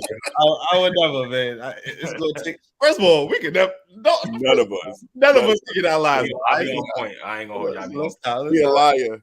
Don't try to put it all on me, man. Beretta 9 says, so can we give your father some grace? Why did he turn to drugs? No one cares about the system affected him mentally. Oh, he was talking to Shorty. Yeah. We got one from Shanika Clayton. All right, now she's sending super. Yo, shout out to Shanika Clayton, man. She involved tonight. How can I come on? If you're in New York, I mean, send a DM. We could talk. We could get you on the live stream, the next one that we do. Just DM one of us and we could set it up. Azrael, he said, ask her what responsibility do black men owe the community. I mean, we're gonna get her on the live stream. I think talking about Courtney, right? Yeah, we're gonna get her on the live stream, so we could get to those questions. Beretta says, so why call the police so much? Y'all have co-signer RWS since the 1400s. I'm not sure what RWS is. Yeah, no? Anybody? No. I'm trying to decipher. I can't, nothing popping up. I don't know. Like HTX, I guess that's Houston. Dante, Omar better cook. Yo, shout out to Omar, man. Yeah, Like, Omar. You spitting. Oh, he said, all right, let us know if he cooked, man. Like, what you thought? Marriage, politics, and sports. Dr. Umar, what exactly did Umar say that went over their head? Yeah, I don't know, man, but I think it was more of the individualism versus the community aspect. You know what I mean? Yeah, I think I don't know what Umar considers community and what we was considered. I mean, you gotta take it one step at a time at the end of the day, you know what I mean? Beretta said Dr. Umar is a simp model, probably stay getting played on dinner dates with hoes running up the tab up just because on the first date and don't smash.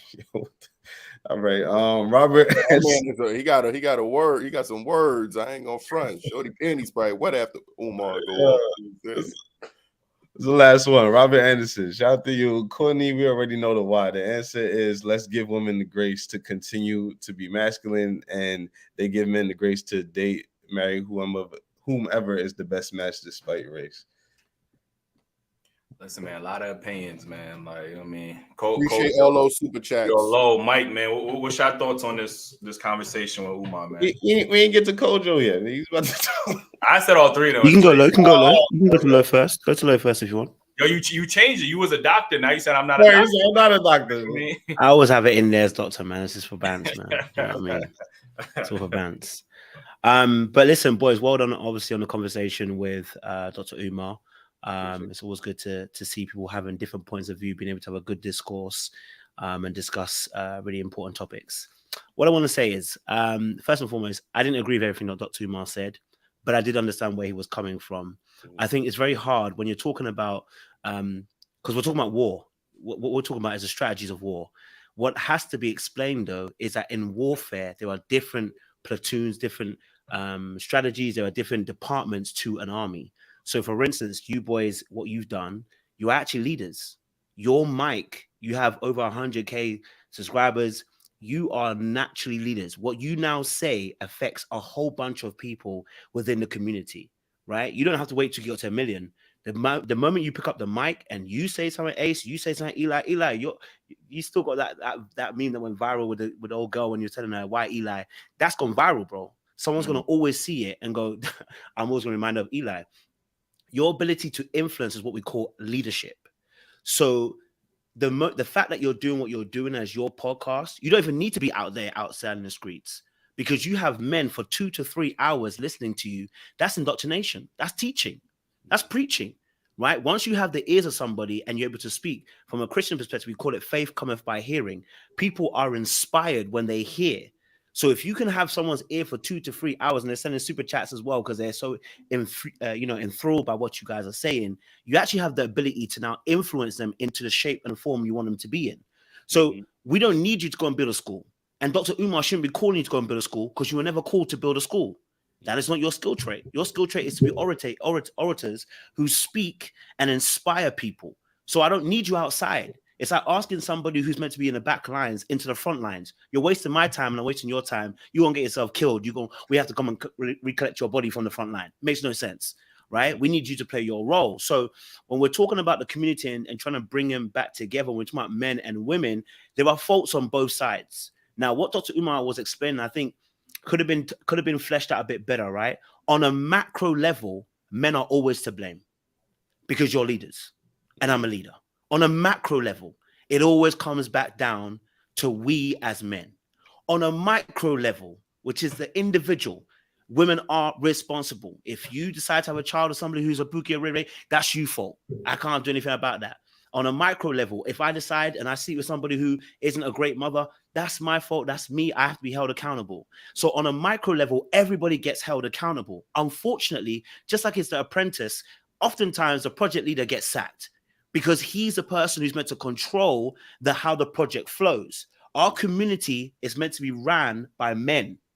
So when even, and this is really interesting, we hold white people accountable even for slavery, even though they're not doing it right now per se. They uphold patriarchy, right? So in our community, you and I are going to be held accountable, even though it might have been a couple of years ago, we were getting beat down and the system was coming against us and we're fighting hard and we're losing. We're still going to be held accountable, even though it's not me literally doing it right now. So unfortunately, that's where the thing falls at. There is a difference in those two, because they still haven't acknowledged that any wrong was done or made any reparation towards that. Meanwhile, black men are in the community taking care of their sons more in the households, more in their children's lives than ever. So I mean, there's been some improvement in that sense. I mean, in comparison, they still don't feel like we were systematically unjust to this day. I mean, the slavery has changed systematically. That's the war front. It's changed. It's right. It's not as physical anymore. It's been masked. I don't think it's changed. Yeah, that's a better word. Let's say it's masked, right? So at that point, what we have to say is that on a macro level, we're going to be held accountable. On a micro level, what we can do, right? Like you said, you want to hold black women accountable. I agree, hold them accountable. At the same time, I think we need to hold men accountable too, right? For instance, what Dr. Mills kind of said, which is what Jew was actually agreeing with, which is I don't get this thing, right? If a woman opens her legs to a Pookie and Ray Ray, we go, woman has to be held accountable. I agree. But then if that Pookie and Ray Ray impregnates her, guess what happens? You and me suffer because the community suffers. So that's what Dr. Umar was trying to impress on us, which I don't always agree, because the way he puts it across, it almost sounds like, well, first of all, if you open your legs, I've got to be the one that's got to be held accountable. How am I? I can't be with you 24/7. And actually, I agree with you. But on a macro level, I am responsible, because guess what happens? If that person's a Pookie and Ray Ray and they're moving mad, okay, it doesn't affect me directly now. But if I have kids, if Jew has kids, and your daughter encounters his kids who don't have the father figure, guess what happens? Now you have to encounter it. Now you got to do something about it. So in some shape or form, the only way we can really counter this is, first of all, is what you guys were kind of saying already. First of all, it has to be individual. There's no such thing as community without individuals. That's nonsense. First of all, you have to have individuals. So if Eli says, I'm going to make sure I'm a good man and I'm going to make sure my family's intact, that's the first and foremost success of a community that's going to grow.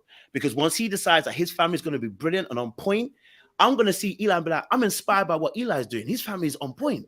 You know, they're not just a good family. They're successful. They're black. They're doing this. I'm going to be inspired by what you're doing. This is natural human thing. It's called social proofing. Not social proofing, but we part of that is social proofing. But another aspect of that is we are inspired by watching other people grow. So even if it's an envious aspect, I'm going to still try and follow Eli. Be like, if Eli can do it, then I can do it too. You know what I mean? So that's where we have to focus our effort, on that micro level, and saying, first and foremost, success must be family oriented. So Drew, when you talk about how you look after your kids, bro, it inspires me. I don't have any kids, but it inspires me, bro, because I don't often get to hear men on the internet, black men, speak so profoundly, and Trigger Mike does it too, but I'm saying profoundly about their fatherhood. And that inspires other men. You guys said something, my last point, and I'll let you guys respond on this. You said something really interesting, though. You said something to me, and I mentioned this on my review when I did it about this. The only hard thing that's going to be is that you said, like, for instance, business-wise, some of these content that you do don't make the kind of money that you need. But actually, they are more important than the money that you're making from the other videos. Sometimes when I click on your videos, guys, these bird brain girls, and I love them, but, you know, because they're part of the community, but it's too much for me. I'm like, come on, girl. Is that what you're really thinking? Is that how you're going to represent the community? Like, surely there should be some intelligent folk that can reason and wrestle. And even if we disagree, we're going to get some good dialogue. So I'm saying to you, please don't run away from those great contents. Like, the touch starvation is important to you, because it actually affects us on a micro level. Yeah. People who are lonely are now vulnerable because the wolf that's coming, the Pookie and Ray Ray, he can see that. He going to go after it. So I don't want you guys to quit that kind of content, because it makes such an impact. The 20% pulls the 80 all the time. we try to blend it in with a little bit of everything. You get what I'm saying? So we have like serious conversation. I mean, if you look at the clips, you're gonna get hooked onto what's, you know, ranchy it was. But if you watch a whole episode, we have everything. And a lot of these women that you guys refer to as bird brain, some of them are very college educated. They come in there with the perspective of saying that they're different from the woman that's already on there. You need a better woman like me. So when you know, are they better women or are they very similar? Do women have the same mind? Because they damn sure when it comes time to explain shit, it's the same thing. I mean, how many shots is that, first of all? I took my other ones. AC took the other ones? Yeah. Oh no! I gotta check. You gotta check the tape. My kids, boy. Yeah. Let him marinate. You the only one that ain't taking shots, my boy. But huh? You the only one that ain't taking shots. Man, low man. Low man. People waiting to hear from you, man. What you got to say? First and foremost, I do want to apologize because we had y'all waiting for a minute. We were trying to get through everybody. Yeah. You know, obviously people had a lot to say on this. So my fault. No, it's cool. Cool. And mind you, Lo, I watched a few of your reaction. You're hilarious. Shout out to you and your team, man. For sure. Man, Kojo said a lot of amazing things. I think what he said was really, really dope. And I guess leading with the same thing that many other people are saying. There's a lot of things I agree with Dr. Umar, but also kind of disagree with. And I think the dismissal of individualism didn't really make any sense to me because it kind of went against what he even said himself with the reparation comments about how he wouldn't even give reparations until individually we can prove that we are responsible enough to handle that type of and then build that to beyond the community. So even beyond his own concept, that didn't make any sense. However, I didn't even think to put 2 and 2 together. That was a good point. Yeah. However, I what I agree with Kojo on a larger scale is that regardless of what happens, and this is just how I was raised, not only from my mother's standpoint, but from other father figures surrounding me. Shout out to Omar, he is my brother. So I participated in 100 Black Men. Had other individual people around me in my life from a man's perspective. At the end of the day, as a man, I've just tuned in this concept that it's going to be on us.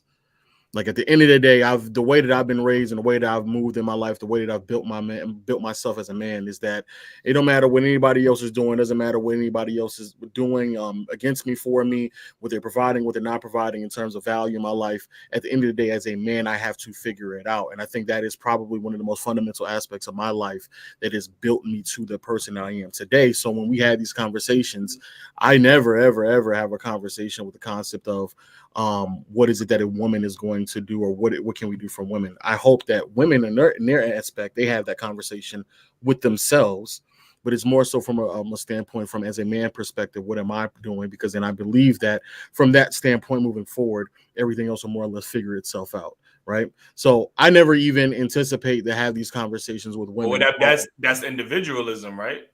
Oh no, I agree with individual. I didn't. Yeah, no, I'm not saying. Yeah, I agree. It starts from an individual standpoint. The community cannot be built unless it's individual pillars that are stable enough to sustain that weight that we are trying to carry and move forward with. So it has to start from an individual standpoint. But what I do agree with him is when we get to that community standpoint, I think that you all kind of addressed it, which is what I was going to ask, is that unfortunately up in New York, maybe there aren't, or wherever you are from up top, there may not be those type of stable communities or stable programs and things of that nature that may not be out there. And that is unfortunate because in Atlanta, there are plentiful of them. And I think that Atlanta over the past decade or two has really grown immensely from that, because I see a significant change from communities that that I grew up in. And so even when the other older gentleman was saying about where do they stay, I've not to brag, but I'm a very well-off person. And I was just in the hood yesterday. So like these are things because they're changing where it needs to be done. They are providing different communities and they're building these communities up, even in what was considered the hood just 20 years ago. And I think a lot of that has to do with community building. Even 100 Black Men, when I was growing up and I was participating in it, they held those in the hood. They held those in areas that you would not think, because they knew that's how they had to connect to young Black men and try to bring them along the right path, because they had to be more involved with the community from the root level, not necessarily take them out of the hood and have them. I mean, also be unrealistic to tell them to travel to the north side of town when we all live on the south side. You know what I'm saying? So these are all things that I think that Kojo said a lot of great things, but I agree. It starts from an individual standpoint, but the community that we get to is always going to fall on the shoulders of what men are able to provide from what we are able to bring to the table. And then if at that point, everything will kind of fall to the wayside. And in terms of what women do on an individual basis, that's on them. They will fall victim to whatever they fall victim to, regardless is positive or negative. We can only just provide the right options for them. And from that standpoint, we can continue to grow. And the last thing I think that I completely disagree with Dr. Umar on is that, and I understand what he's saying from the sense of ownership from black people in America has not really changed. So he was of the concept of like, he only believes the only type of change or real change that we can see is from like an ownership standpoint. Like we still only own like fraction, fraction of 1%. I still think that there's processes to that, because there's no way we can even once more get to that level until we can continue to build ourselves up. And I the reason why I always find these conversations funny is because in my life, I don't see these women and men that y'all refer to. And albeit I may surround myself with a lot of honorable men and men who are trying to do right things on the right path, but I see a lot of positive Black men, positive Black women that surround me on a day-to-day basis. So or even just women and men of color. So I don't really even see these things. But again, it could be different, because I know for a fact that Atlanta is like, I've gone to other places. Atlanta is definitely a totally different realm of. I keep seeing videos. Everybody keep talking about the dating scene in Atlanta is trash. Like, you know what I'm saying? I mean, the dating scene is pretty trash everywhere. Like, and to be fair, but to me, that has to just be. I don't even understand where, because everywhere I go, there's always successful men and women. There's and that's a lot of in Atlanta. So I don't understand where that's coming from. But I just think that did 2 shows in Atlanta too, Lo. I know. I saw the show that y'all did in Atlanta as well. I saw that. She was talking crazy out there too. She said some crazy joint. If that's like, if those are the, because all the men that I'm with, they all single, in the mid to late 20s, and they're around women. They just don't deal with women like that, bro. Like they just don't. Like at the end of the day, they just don't deal with women like that. Like there's just no other way around it. And so it truly is, you are who you attract. That's what it is. Ain't no other way around it. And so I know the men that they're trying to look for, but they just don't deal with them. They just don't. Right. Part of it, people think that we just like trying to go at the women. We also tell them that they should be thinking better, or they should have better choices, and they're worth more. You get what I'm saying? So it's not really coming at them. We'll be letting them know, like, yo, oh no, yeah, for sure. This is how the wrong men will come to you, and you accept that you shouldn't. So it's not us shaming them. We be putting them on game as well. You know what I'm saying? So facts. Yeah. I'm just really glad that we in a position to even have this conversation, because you brought up even the 100-man program or whatever the case was. Like I wasn't aware of that. You know what I mean? I just learned about 2 different programs that never heard of it. I wasn't aware of, and I want more information on it so I can share it out to other Black people, Black men specifically, and so we can have more knowledge. Maybe somebody right here in New York might be able to tell us about some programs.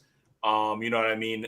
Shout out to we got urban strategies and stuff like that in New York, where they help out a lot of minority communities and stuff like that. But maybe somebody could put us on, and we could have these conversations. We could actually start to get to some productive conversations where we get talk about this, that, and the third. But we do still have to have these conversations about dating and relationship, because everybody has their own opinion. Sure. Everybody still wants to hear people's perspectives. You know what I mean? And it's going to continue to happen, but ultimately, we do need to come to some type of solution at the end of the day, and try to move progressively, move forward, man. Like, and so what Kojo said, this is my last point, is what they said to you all about being the voice that you all, because I'm going to be more involved with 100 Black men moving forward, and I want them to understand that there's different ways to outreach to men. It's like Kojo said, like everybody ain't got to build a school. Everybody doesn't have to build like these infrastructures. There's different ways you can touch these people. And I think that Dr. Umar himself heavily misrepresents the type of reach he has just by having an online presence. Like trust me, like everybody doesn't, you don't have to necessarily go outside and touch people to have an impact, because there is a much more impactful way of doing so. And so yes, the physical will definitely probably bridge better relationships from older to new. And I think there are aspects of even the previous generation, from my perspective, that lacked in those regards. But now there's like so many other ways to touch men.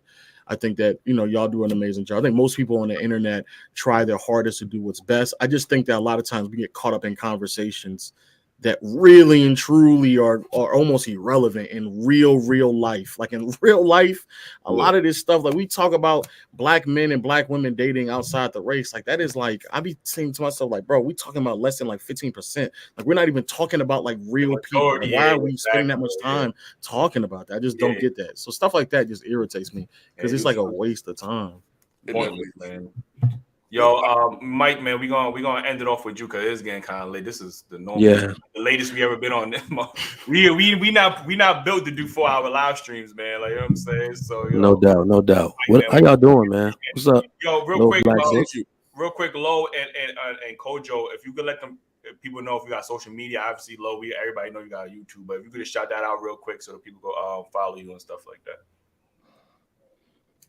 Mine, I don't have an Insta, so the coach was asking me for my Instagram.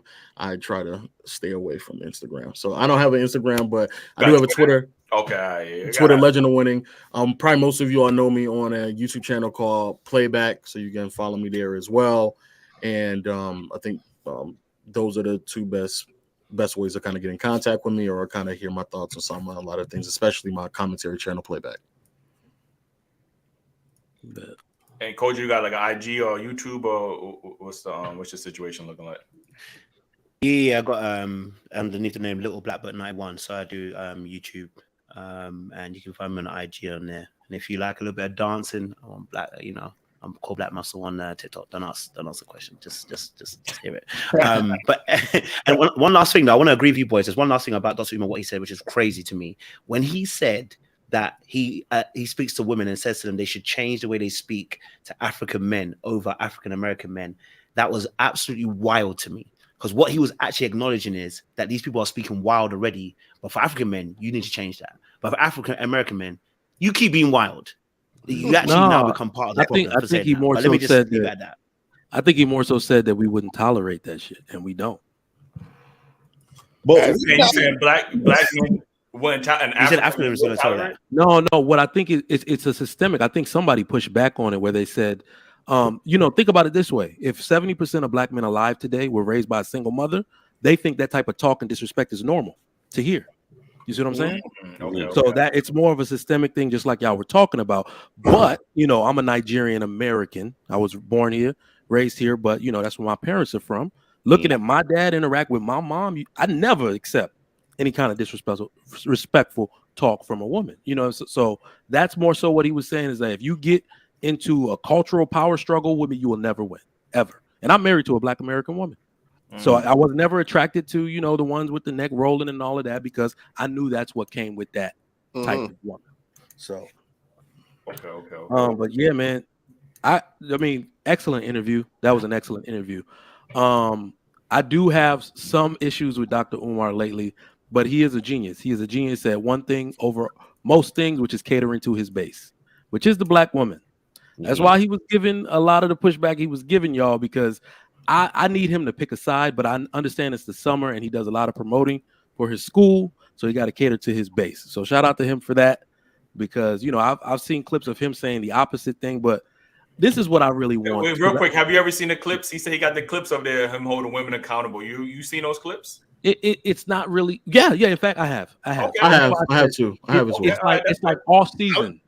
When it's off season and he's not collecting donations, he'll hold women accountable.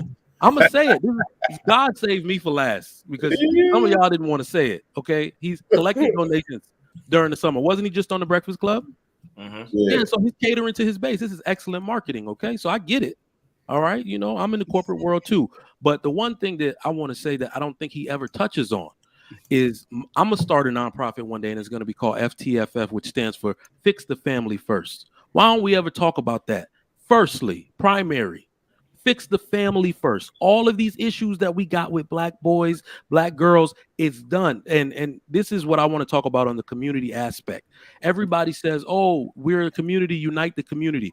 The dictionary defines a community as a group of individuals, but I will challenge dictionary.com and anybody else who defines it like that a community in the context in which we speak is actually a group of families.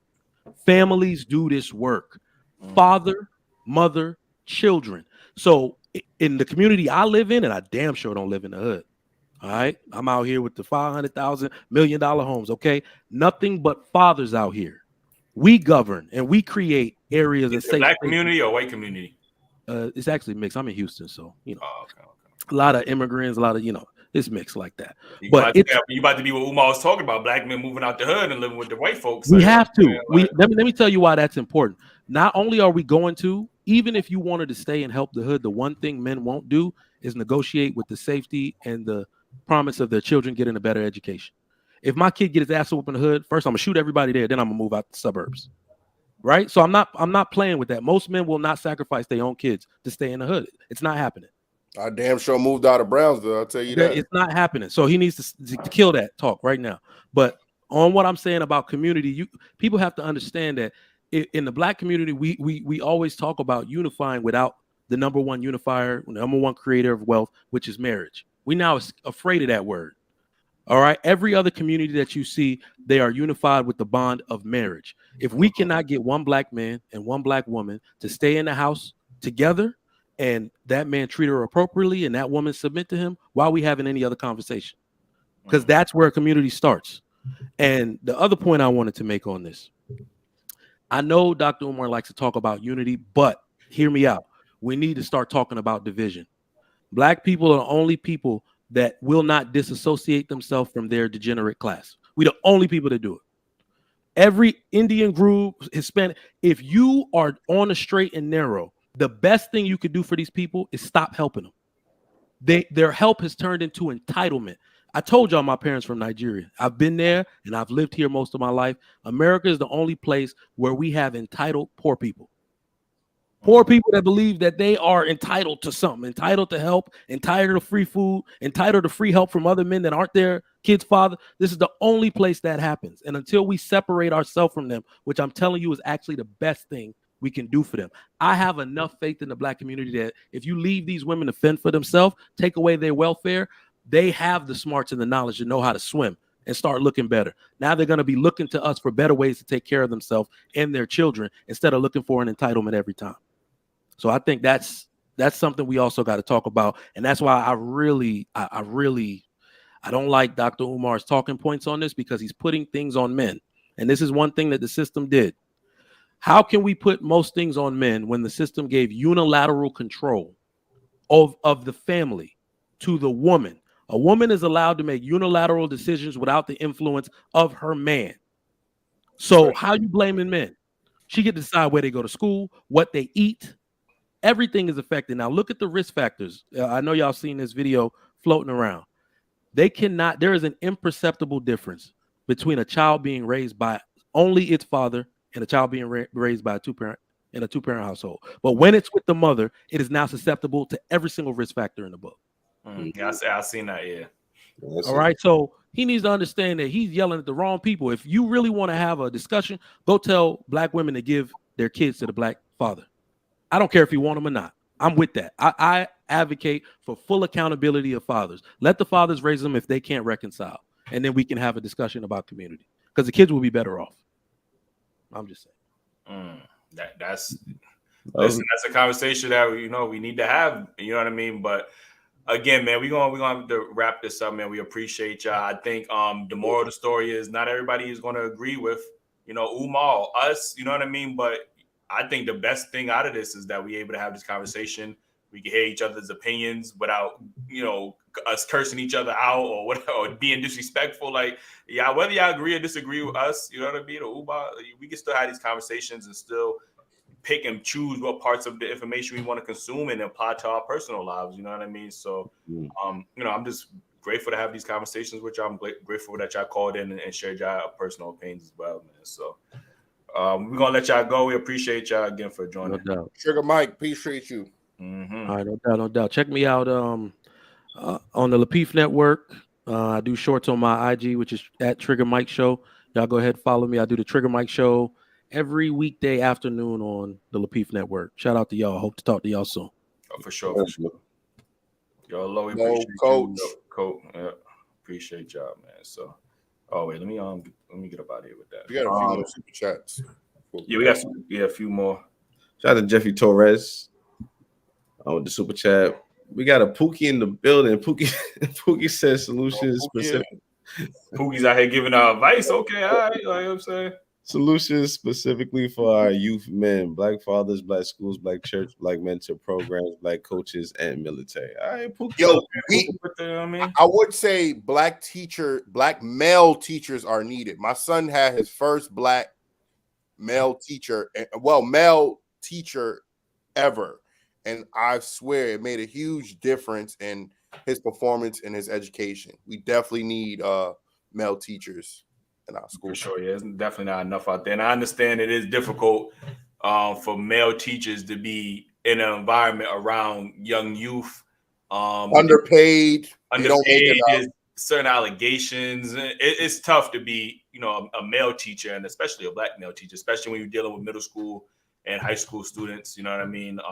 It could go bad real quick. You know what I mean? So, but we do need more of them. I do agree with you. So yeah, man, like I said, man, I think we got more. My fault. Yeah, we got more. Beretta said they come on your show for clout. The mentalities are the same and they're blended. We're dealing with that almighty H word I've used a lot tonight. Beretta going off. Appreciate you, Beretta. Objectively biased said Umar knows that black American women are his main donation base and never holds them accountable. Okay. Zuri Frazier said, I wonder if Umar knows that a lot of his female base overlaps with women like Cynthia G, who has advocated for the death of black men and black babies. That was another topic I did want to bring up so bad. Should have brought that one up. I tried to, man. In the beginning. We should have. That should have. Mm-hmm. Especially when you start talking crazy, we should have definitely do that in the E. Yeah. We're going to talk after, but Beretta back at it again. Yo, shout out to Beretta tonight, man. He might have funded the whole episode, man. He definitely sponsored this live stream for sure. Beretta. Dr. Umar's kryptonite is that snapper like most men. Look at the recent sister that exposed him on Tasha K. She was a shot and he was still on her. Oh, she was shot and he was still on her. There's a few joints that was on Tasha K talking about. I'm gonna leave that alone. Y'all know who you talking about though? It was another shorty saying, "Bro, I'm gonna leave it alone." I don't know. The great part is Tasha K reposted us today on her IG page. I'm like, yo, you the main one that was out here trying to downplay this man, career and legacy, man. But you want to be talking about, he's spitting. Like, I'm like, all right. Oh, but now wow, that's crazy. All right. She's the main one going out her way to bring these women on that's trying to like incriminate him and stuff like that. But that's crazy. Zuri Frazier said, for my people in NYC with black boys, there's an all black boys mentoring program based in East New York called Chinusu, okay, Bakari, that people can look into. That's been around for 17 years. You ever heard of that, Drew? Nah, I never heard of that. Yeah, I never heard, but I'm gonna definitely look into that, man. Maybe you can reach out to some of the people there and volunteer, man. I'm willing to, for sure. Yeah, I'm gonna put that. I'm gonna write that down. Like, I mean, shout out to you, man. Like, again, I didn't know stuff like that, and we live in New York. You know what I'm saying? So, right. And that's East New York. I was in East New York. I never heard about that. That's crazy. Azaria, he said, "Oh, that's our bro Azaria, man." He said, "Damn it, I missed it." Damn. You gonna have to catch the replay, man. You know what I mean? You got to catch the replay. But appreciate the support. You missed it and still supported, man. Shout out to you, man. Thanks, man. Appreciate you. Yeah, man. Like I said, man, more of the story. Pick and choose, I guess, what part of the information you want to consume. Not everybody is built to be leaders. Not everybody wants to be a leader. Some people just want to live a happy, peaceful life where they're respected by the significant other. They're not worried about past traumas and stuff like that. But like I said, rewatching that episode, there's parts of Umar where I do agree. Black men, we definitely need to do better.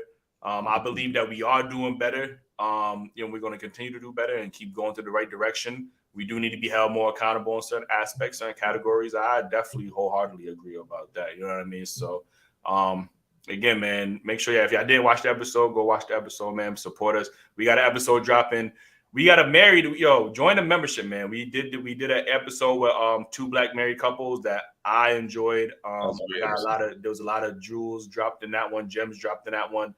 Make sure y'all join the membership to watch that episode, man. Definitely gave me, you already know I'm an advocate for black marriages, black families, families, but it definitely gave me more of a spark, you know what I mean, to be more motivated towards it and look forward to his marriage.